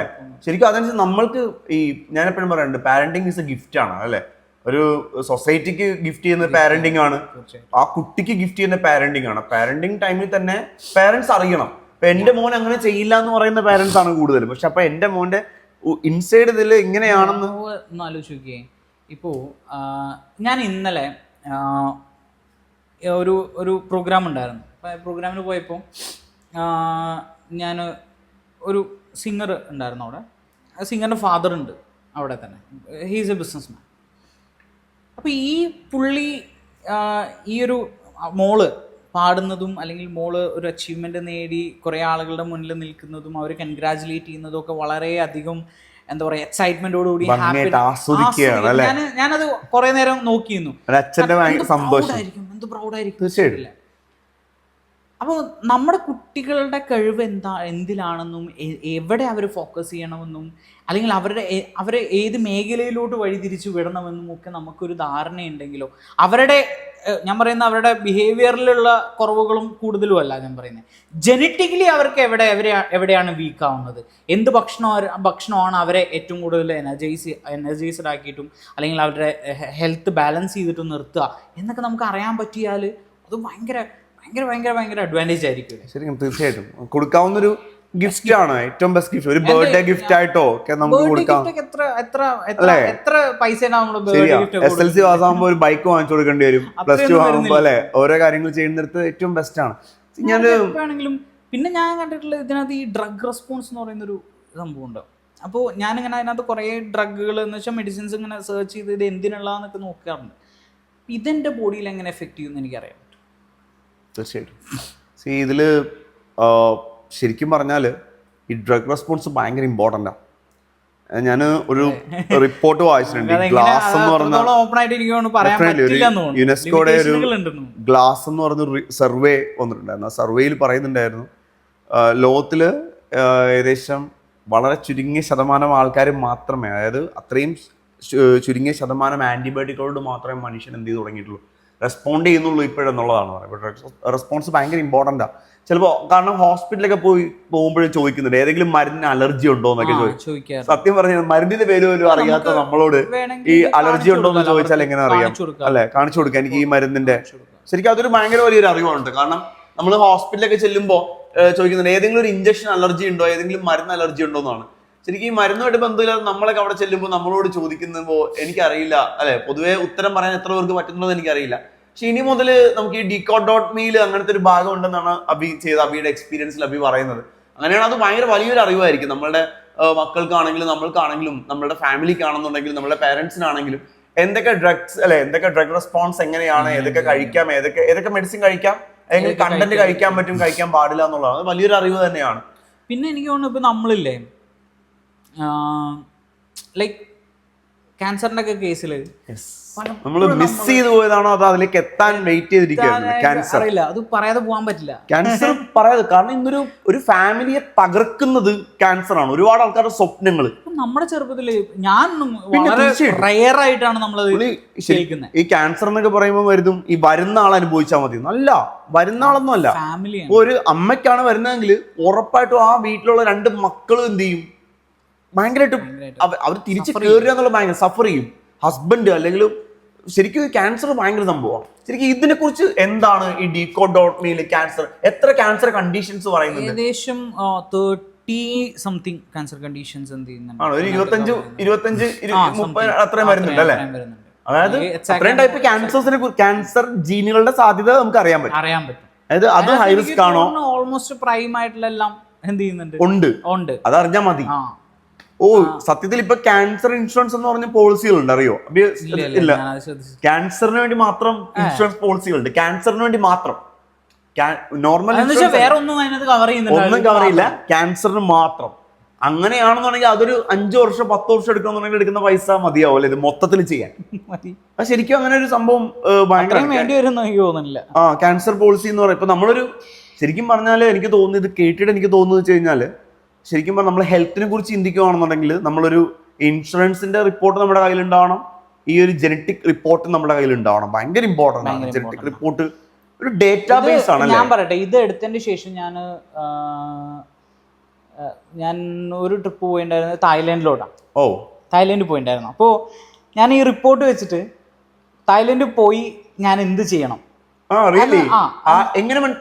റിപ്പോർട്ടിലുണ്ടോ? അങ്ങനെ റിപ്പോർട്ടിലില്ല, ChatGPT യൂസ് ചെയ്ത് റിപ്പോർട്ട് ലോഡ് ചെയ്യും, അപ്ലോഡ് ചെയ്യാം. പിന്നെ നിങ്ങളുടെ പ്രൈവസി കൺസേൺസ് ഒക്കെ വെച്ച് നിങ്ങൾക്ക് അത് എങ്ങനെ വേണമെങ്കിലും ചെയ്യാം. അല്ലെങ്കിൽ സ്ക്രീൻഷോട്ട് ചെയ്തിട്ട് അതും ആ പോർഷൻ മാത്രമായിട്ട് നമുക്ക് അയച്ചു കൊടുക്കാം, എങ്ങനെ വേണമെങ്കിലും ചെയ്യാം. അപ്പം ഞാനിങ്ങനെ പോയി എന്ത് ഫുഡ് കഴിക്കാം, അവിടെ നിന്ന് എന്തൊക്കെ കഴിക്കാം, എന്തൊക്കെ കഴിക്കരുത്, എന്തെങ്കിലും എക്സ്പീരിയൻസ് ഉണ്ടായിരുന്നോ? പിന്നെ ഇപ്പോൾ ഞാൻ അവിടെ ചെന്നിട്ട് എനിക്ക് കുറേ സ്പെസിഫിക് ഫുഡ് നെയിംസ് ഒക്കെ തന്നിട്ടുണ്ടായിരുന്നു, ലൈക്ക് കിട്ടിയിട്ടുണ്ടായിരുന്നു അതിന്റെ ഔട്ട്പുട്ട് ആയിട്ട്. ഈ ജനറ്റിക് റിപ്പോർട്ടിന്റെ ബേസിൽ അവൈലബിൾ ആയിട്ടുള്ള ഫുഡ്, തായ്ലൻഡിൽ കഴിക്കാൻ പറ്റുന്ന ഫുഡ്, ഏത് ക്വിസിൻസ് എനിക്ക് കഴിക്കാം, ഏത് കഴിക്കരുത് എന്നുള്ളതൊക്കെ. പിന്നെ എനിക്ക് പൊതുവേ ഈ സമ്മർ സീസണൊക്കെ ആയി കഴിഞ്ഞാൽ സ്കിൻ അലർജീസ് യൂഷ്വലി വരാറുണ്ട്. ഞാൻ സ്കിൻ ഡോക്ടേഴ്സിനെ കൺസൾട്ട് ചെയ്യും, ഞാൻ മെഡിസിൻസ് എടുക്കും, പിന്നെയും പോവും, പിന്നെയും വരാം. അപ്പം ഇത് എന്തുകൊണ്ടാണെന്ന് എനിക്കറിയില്ല, പക്ഷെ ഇതിനകത്ത് ഗ്രേവ്സ് ഡിസീസസിൻ്റെ റിസ്ക് ഹൈ ആണ് എൻ്റെ. അപ്പോൾ ആക്ച്വലി അതിൻ്റെ മെയിനായിട്ടുള്ളൊരു കാര്യം ഞാൻ ചെയ്യേണ്ടത് എന്താണെന്ന് വെച്ച് കഴിഞ്ഞാൽ, ഒരുപാട് സണ്ണുമായിട്ട് എക്സ്പോസ്ഡ് ആവരുത്, ഒരുപാട് സൺലൈറ്റ് ബേണിംഗ് അങ്ങനെ. അപ്പോൾ റിപ്പോർട്ടിന്റെ ബേസിൽ നമുക്ക് അറിയാൻ പറ്റും. ഞാൻ സൺസ്ക്രീൻ യൂസ് ചെയ്യും, അങ്ങനെയുള്ള ഭയങ്കര ചൂടുള്ള സ്ഥലത്തൊക്കെ പോയി കഴിഞ്ഞാൽ. ശരിക്കും അങ്ങനെയാണെങ്കിൽ ഞാൻ ചോദിക്കട്ടെ, നമ്മൾ ഈ ഡയറ്റ് ഈ പറഞ്ഞ പോലെ ഫുഡിനെ കുറിച്ച് പറഞ്ഞുകൊണ്ട് ഞാൻ അങ്ങനെ ചോദിക്കുന്നത്, അങ്ങനെയാണെങ്കിൽ നമ്മളൊക്കെ ചെയ്യുന്ന ഡയറ്റ് കറക്റ്റ് ഡയറ്റ് ആയിരിക്കുമോ? അതൊന്നും പറയാൻ പറ്റത്തില്ല. ശരിക്കും പറഞ്ഞു കഴിഞ്ഞാൽ നമ്മൾ കഴിക്കാൻ പാടാത്ത കുറേ അധികം. ഇപ്പം എനിക്ക് വീറ്റ് കണ്ടിന്യൂസ്ലി കൺസ്യൂം ചെയ്യുന്നത് നല്ലതല്ല. റൈസ് അല്ലേ പ്രശ്നം? പക്ഷെ ശരിയാണ്, ഇപ്പം നമ്മളെല്ലാവരും ചപ്പാത്തി എന്നാ നല്ലതെന്ന് പറയാറില്ല. അതെ, തീർച്ചയായിട്ടും വയറ് കുറയ്ക്കാനായിട്ട് ചപ്പാത്തി. പക്ഷെ എനിക്ക് വീറ്റ് അധികം കൺസ്യൂം ചെയ്യരുത്. അത് എൻ്റെ ഒന്ന് ഗ്രേവ്സ് ഡിസീസ് പ്രശ്നമാണ്, അതായത് ഇപ്പൊ വേറെ എന്തൊക്കെയോ കുറെ കണ്ടീഷനുകളിലോട്ട് അത് ഇന്റഗ്രേറ്റഡ് ആയിട്ടുണ്ട്. അങ്ങനെയാണെങ്കിൽ ഇപ്പോൾ ഒരു കീറ്റോ ഡയറ്റ് എടുക്കാൻ തീരുമാനിച്ച ഒരാള് കീറ്റോ ഡയറ്റ് എടുക്കുന്നതിന് മുമ്പ് ഡീകോഡോട്ടമി ചെയ്യണം. അപ്പോ ആ ഡയറ്റ് എടുക്കുന്നവർക്ക് ഏറ്റവും ബെസ്റ്റ് ഓപ്ഷൻ. ശരിക്കും ഞാൻ നോർമലി ChatGPT-യിൽ പല ആൾക്കാരും ചെയ്യാറുണ്ട്. ഇപ്പോൾ ഫോട്ടോ അപ്ലോഡ് ചെയ്തിട്ട് അവര് പറയും എൻ്റെ ബോഡിയുടെ ഈ പാർട്ടാണ് എനിക്ക് ട്രിം ചെയ്യേണ്ടത്, ആ ട്രിം ചെയ്യേണ്ടതിന്റെ എനിക്ക് ഏത് എക്സസൈസ് ചെയ്യണം, എന്ത് ഡയറ്റ് വേണമെന്ന് പറയും. പക്ഷെ ഈ അങ്ങനെയാണെങ്കിൽ ഞാൻ ചോദിക്കുന്നത്, ഇപ്പൊ ഈ ChatGPT-യിൽ നാളെ ഈ ഒരു നമ്മുടെ ഫോട്ടോ നമ്മൾ എവിടെയാണോ നമുക്ക് വേണ്ട, ബൾക്കി ആക്കണമെങ്കിൽ ബൾക്കി ആക്കാൻ, ട്രിം ചെയ്യണമെങ്കിൽ ട്രിം ചെയ്യണമെന്ന ഫോട്ടോയും ഈ റിപ്പോർട്ടും കൊടുക്കുകയും അതിന്റെ ബേസിലുള്ള ഒരു കസ്റ്റമൈസ്ഡ് ആയിട്ടുള്ള പേഴ്സണലൈസ്ഡ് ന്യൂട്രീഷൻ നമുക്ക് കിട്ടും അല്ലെ? പേഴ്സണലൈസ്ഡ് ന്യൂട്രീഷൻ കിട്ടും. ഓഫ്കോഴ്സ് നമ്മൾ എപ്പോഴും ഒരു ഹെൽത്ത് പ്രാക്ടീഷണർ അല്ലെങ്കിൽ ഒരു ഡയറ്റീഷ്യൻ, വെൽനസ് അഡ്വൈസറിനൊക്കെ കൺസൾട്ട് ചെയ്യുന്നതിനാണ് നല്ലത്. ഇപ്പൊ ChatGPT-നെ നമ്മൾ കംപ്ലീറ്റ്ലി ട്രസ്റ്റ് ചെയ്യാൻ, അല്ലെങ്കിൽ അതിനെ മാത്രം ആശ്രയിക്കരുത്, റിസോഴ്സ് വേണ്ടി. പക്ഷെ നമുക്ക് റെഫറൻസ് പർപ്പസിന് തീർച്ചയായിട്ടും നല്ല രീതിയിൽ നമുക്ക് അത് യൂസ് ചെയ്യാൻ പറ്റും. പക്ഷെ എന്തൊക്കെ പറഞ്ഞാലും I am not against anything.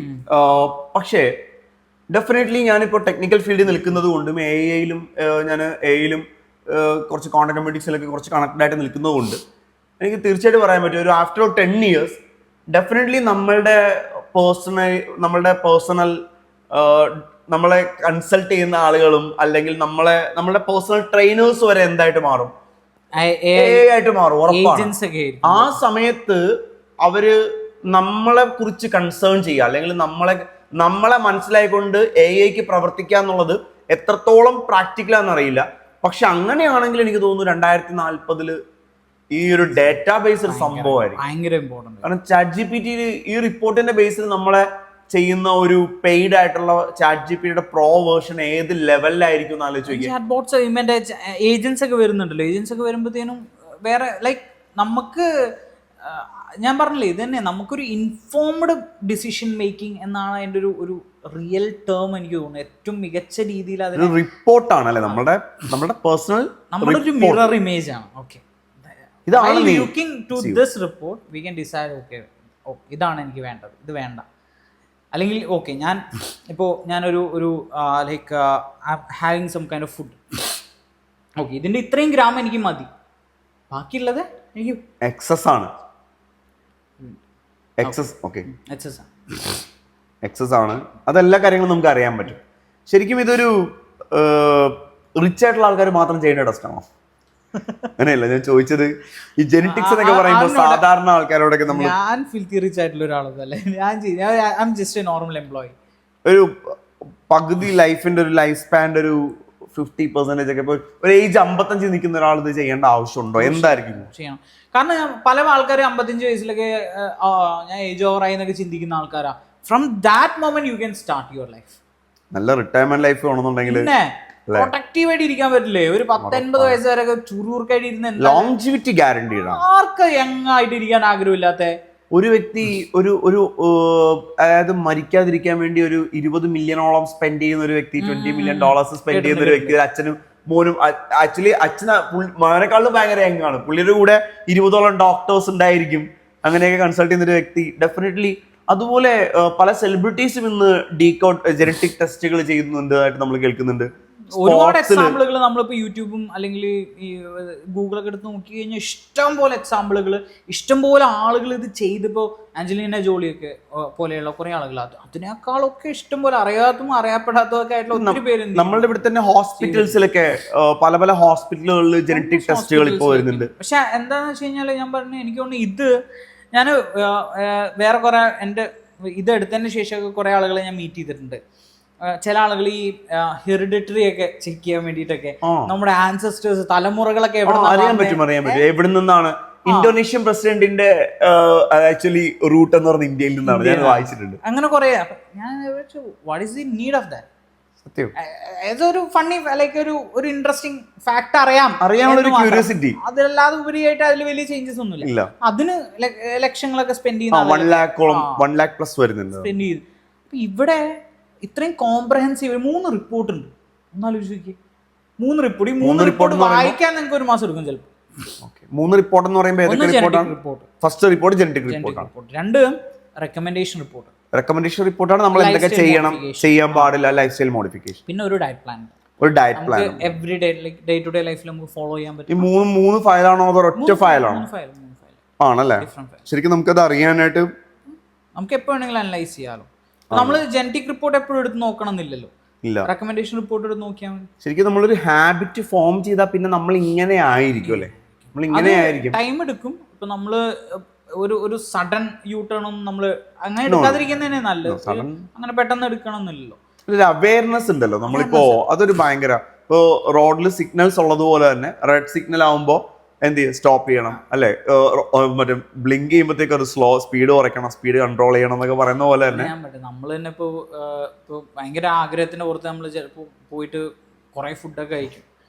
പിന്നെ നമുക്ക് തന്നെ കുറെ കഴിയുമ്പോൾ ഒന്നും അത്ര കഴിക്കണ്ടായിരുന്നു, അല്ലെങ്കിൽ ഇന്ന ഫുഡ് കഴിക്കണ്ടായിരുന്നു, അത് അൺഹെൽത്തി ആണെന്ന് നമുക്ക് ചിലപ്പോൾ അറിയുന്നുണ്ടാവും. ഇതേപോലെ തന്നെ നമുക്ക് അങ്ങനത്തെ ഒരു ഗിൽട്ടിന്റെ ആവശ്യമില്ല. അല്ലെ ഞാൻ ചോദിക്കുന്നത്, ഇപ്പോ നമുക്ക് ആവശ്യമുള്ളത് മാത്രം കഴിച്ചാൽ മതിയല്ലോ. ഞാൻ ഇപ്പൊ എന്റെ ടെസ്റ്റില് ഞാൻ ടെസ്റ്റ് ചെയ്തു. എന്റെ ടെസ്റ്റില് ബിരിയാണി കഴിക്കരുതെന്നാണെന്നുണ്ടെങ്കിൽ ഞാനൊരു ബിരിയാണി ലവറാണ്. ബിരിയാണി എന്നൊന്നും പറയില്ല, ഒരു സ്പെസിഫിക് ഫുഡ് അങ്ങനെ സ്പെസിഫൈ ചെയ്തില്ല. അങ്ങനെ എന്റെ റിപ്പോർട്ടിൽ അങ്ങനെ ഇല്ല. പക്ഷെ നമുക്ക് ചില ഇൻഗ്രീഡിയൻസ് ഉണ്ടല്ലോ, ഇപ്പൊ ചിക്കൻ, ഡീപ് ഫ്രൈഡ് ചിക്കൻ ആയിരിക്കും ചിലപ്പോ. അപ്പൊ ചിലപ്പോ നമുക്ക് എന്ത് ചെയ്താൽ മതി, ഫ്രൈഡ് ചിക്കൻ ഒഴിവാക്കേണ്ടി വരും. അത് ഇടയ്ക്ക് ഇങ്ങനെ ഇഷ്ടമുള്ളവരൊക്കെ കഴിക്കുന്ന കുഴപ്പമൊന്നും ഉണ്ടാവില്ല. അപ്പൊ ഫ്രൈഡ് ചിക്കൻ ബിരിയാണി കഴിക്കണ്ട, ദമ്മ് കഴിക്കാം. അങ്ങനെ നമ്മൾ ഇടയ്ക്ക് കഴിച്ചാലും നമുക്ക് എന്ത് വരുന്നില്ല, കുഴപ്പമൊന്നുമില്ല. പക്ഷെ നമുക്കത് മെയിൻറ്റെയിൻ ചെയ്യാൻ പറ്റും. കുറച്ച് കാര്യങ്ങൾ നമുക്ക് അറിഞ്ഞ് ഒഴിവാക്കാൻ പറ്റും. ചിലപ്പോൾ നമ്മൾ എല്ലാ ദിവസവും ചെയ്തുകൊണ്ടിരിക്കുന്ന ഒരു സാധനമായിരിക്കും, അത് നമുക്ക് മാറ്റിയിട്ട് വേണമെങ്കിൽ ഒരാഴ്ചയാക്കാലോ. ഈ അറിവിൽ കുറെ ആളുകൾ ഇത് ചെയ്തിട്ടുണ്ടോ? എനിക്ക് തോന്നുന്നു എൻ്റെ ബ്രദറിന്റെ വൈഫ് ചെയ്തിട്ടുണ്ട്. പിന്നെ വേറെ കുറെ ഫ്രണ്ട് സർക്കിളിലുള്ള ഒരു 4 പേരോളം ഇത് ചെയ്തിട്ടുണ്ട്. അപ്പൊ ഞങ്ങളിങ്ങനെ റിപ്പോർട്ട് ഷെയർ ചെയ്യല്ല, പക്ഷെ ഞങ്ങള് റിപ്പോർട്ടിനകത്തുള്ള ചില കണ്ടീഷനുകളൊക്കെ ചോദിക്കുമ്പോൾ ചില കണ്ടീഷനുകളൊക്കെ ഒരുമിച്ച് ഇപ്പോ വളരെ ഇൻട്രസ്റ്റിംഗ് റെസ്റ്റ്ലെസ് ലെഗ് സിൻഡ്രോം ഉണ്ട് എനിക്ക്. okay. അതേപോലെ വേറൊരാൾക്കും ഞാൻ കണ്ടിട്ടുണ്ട്. വെച്ചാൽ അതിന്റെ ഒരു റീസൺ മാഗ്നീഷ്യൻ ഡെഫിഷ്യൻസിയാണ്.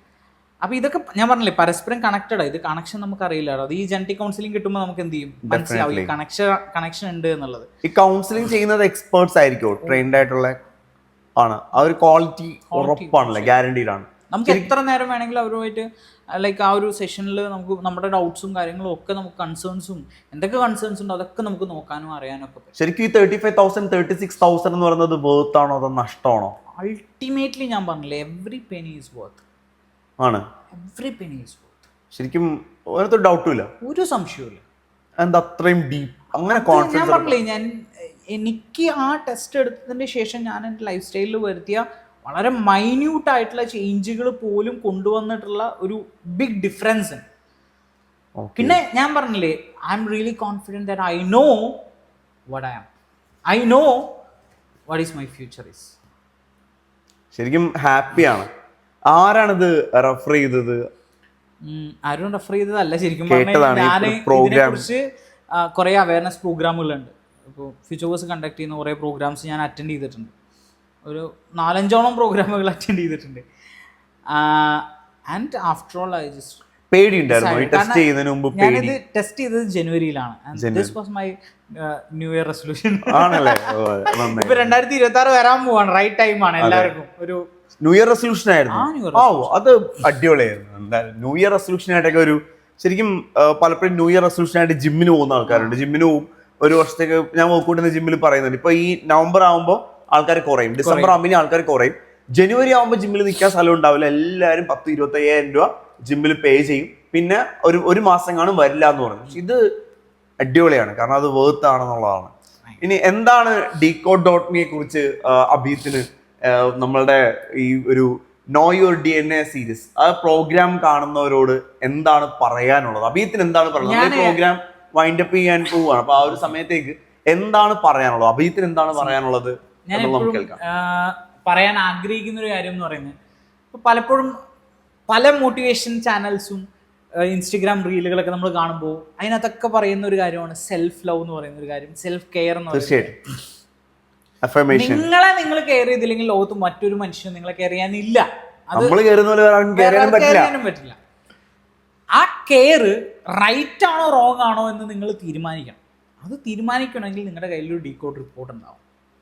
അങ്ങനെ ഉണ്ടെങ്കിൽ നിങ്ങൾക്ക് നിങ്ങളെ ട്രീറ്റ് ചെയ്യുന്ന രീതിയും മറ്റുള്ളവർക്ക് നിങ്ങളെ ട്രീറ്റ് ചെയ്യുന്ന രീതിയും, അല്ലെങ്കിൽ നിങ്ങൾ നിങ്ങളുടെ ഫ്യൂച്ചറിനെയും നിങ്ങളുടെ പേഴ്സണൽ ലൈഫിനെയും, ഞാൻ പറയുന്നത് നിങ്ങൾ കുറേ ആൾക്കാർ കുറേ പൈസ ഉണ്ടാക്കുന്നു, ഇത് എന്തു ചെയ്യും?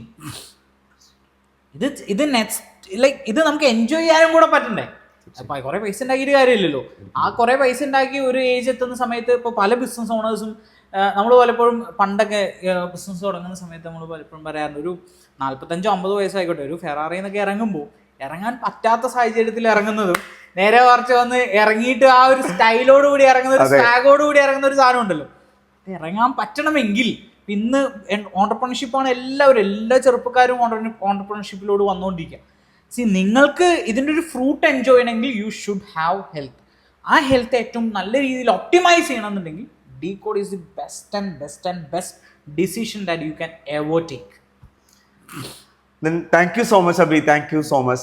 ശരിക്കും ഈ ഒരു 1 hour ഒരാളുടെ പേഴ്സണൽ എക്സ്പീരിയൻസ് അല്ലെ അബിയെ ഞങ്ങൾ സെലക്ട് ചെയ്യാനുള്ള കാരണവും ആ ഒരു ജെനുവിനിറ്റിയും, ശരിക്കും അബിക്ക് ആ ഒരു ചേഞ്ച് പറയാൻ സാധിക്കും, അല്ലെങ്കിൽ ആ ഒരു ചേഞ്ച് കൊണ്ടുവന്നതും പേഴ്സണലി കൊണ്ടുവന്നതൊക്കെ ഞാൻ കണ്ടിട്ടുണ്ട്. അതുകൊണ്ട് തന്നെയാണ് ഗസ്റ്റായിട്ട് നമ്മൾ നോ യുവർ DNA സീരീസിലേക്ക് അബിയെ നമ്മൾ ഇൻവൈറ്റ് ചെയ്തത്. And thank you so much. അബിയുടെ ഈ ഒരു എക്സ്പീരിയൻസ് ഒരുപാട് പേരുടെ ലൈഫിൽ ഒരുപാട് മാറ്റങ്ങൾ കൊണ്ടുവരട്ടെ. ശരിക്കും സമ്പത്തുള്ളൊരു തലമുറ നമുക്ക് വേണമെന്ന് ചോദിച്ചാൽ വേണം, പക്ഷെ ആരോഗ്യമുള്ള സമ്പന്നരായ ഒരു തലമുറ നമുക്ക് ഉണ്ടാവണം എന്നുള്ളതാണ്. ഹെൽത്ത് ആൻഡ് വെൽത്ത് രണ്ടും ഇമ്പോർട്ടൻ്റ് ആണ്. ചിലർക്ക് വെൽത്ത്, നമ്മൾ ദലൈലാമ പറഞ്ഞിട്ടുണ്ട്, മനുഷ്യനെ കുറിച്ച് ഓർക്കുമ്പോൾ മനുഷ്യനെ കുറിച്ച് പറയാനുള്ളത് എന്താണെന്ന് ചോദിച്ചപ്പോൾ ദലൈലാമ പറഞ്ഞൊരു കാര്യമുണ്ട്, അദ്ദേഹത്തിന് മനുഷ്യനെ കുറിച്ച് ഓർക്കുമ്പോൾ കോമഡിയാണ്, അല്ലെങ്കിൽ ഒരു രസം ചിരിയാണ് തോന്നുന്നത്, ഫൺ ഫാക്ടറാണ്. എന്താണ് കാരണം? അവൻ ആരോഗ്യമുള്ള കാലം ആരോഗ്യം മുഴുവൻ കളഞ്ഞ് എന്ത് ചെയ്യും? സമ്പത്തിന് പുറകെ ഓടും. കുറെ കഴിഞ്ഞ് കയ്യിലുള്ള സമ്പത്ത് മുഴുവൻ ചെലവഴിച്ചുകൊണ്ട് ഈ ആരോഗ്യം നിലനിർത്താൻ വേണ്ടി കഷ്ടപ്പെടും. സോ അവിടെയാണ് നമ്മളുടെ സമ്പത്തിന്റെ 0.0000001% പോലും വേണ്ട മാറ്റി വെച്ചുകൊണ്ട് ഒരു know your DNA epigenetic lifestyle modification. നമ്മളുടെ എപ്പിജെനറ്റിക്സിന്റെ ബേസിൽ നമ്മൾ ചെയ്യുന്ന പേഴ്സണലൈസ്ഡ് ന്യൂട്രീഷൻ ആണ് Decode.me. സോ ഇന്ന് തന്നെ എല്ലാവരും Decode.meയുടെ ഭാഗമാവുക. And wish you all the very best. Thank you. Thank U.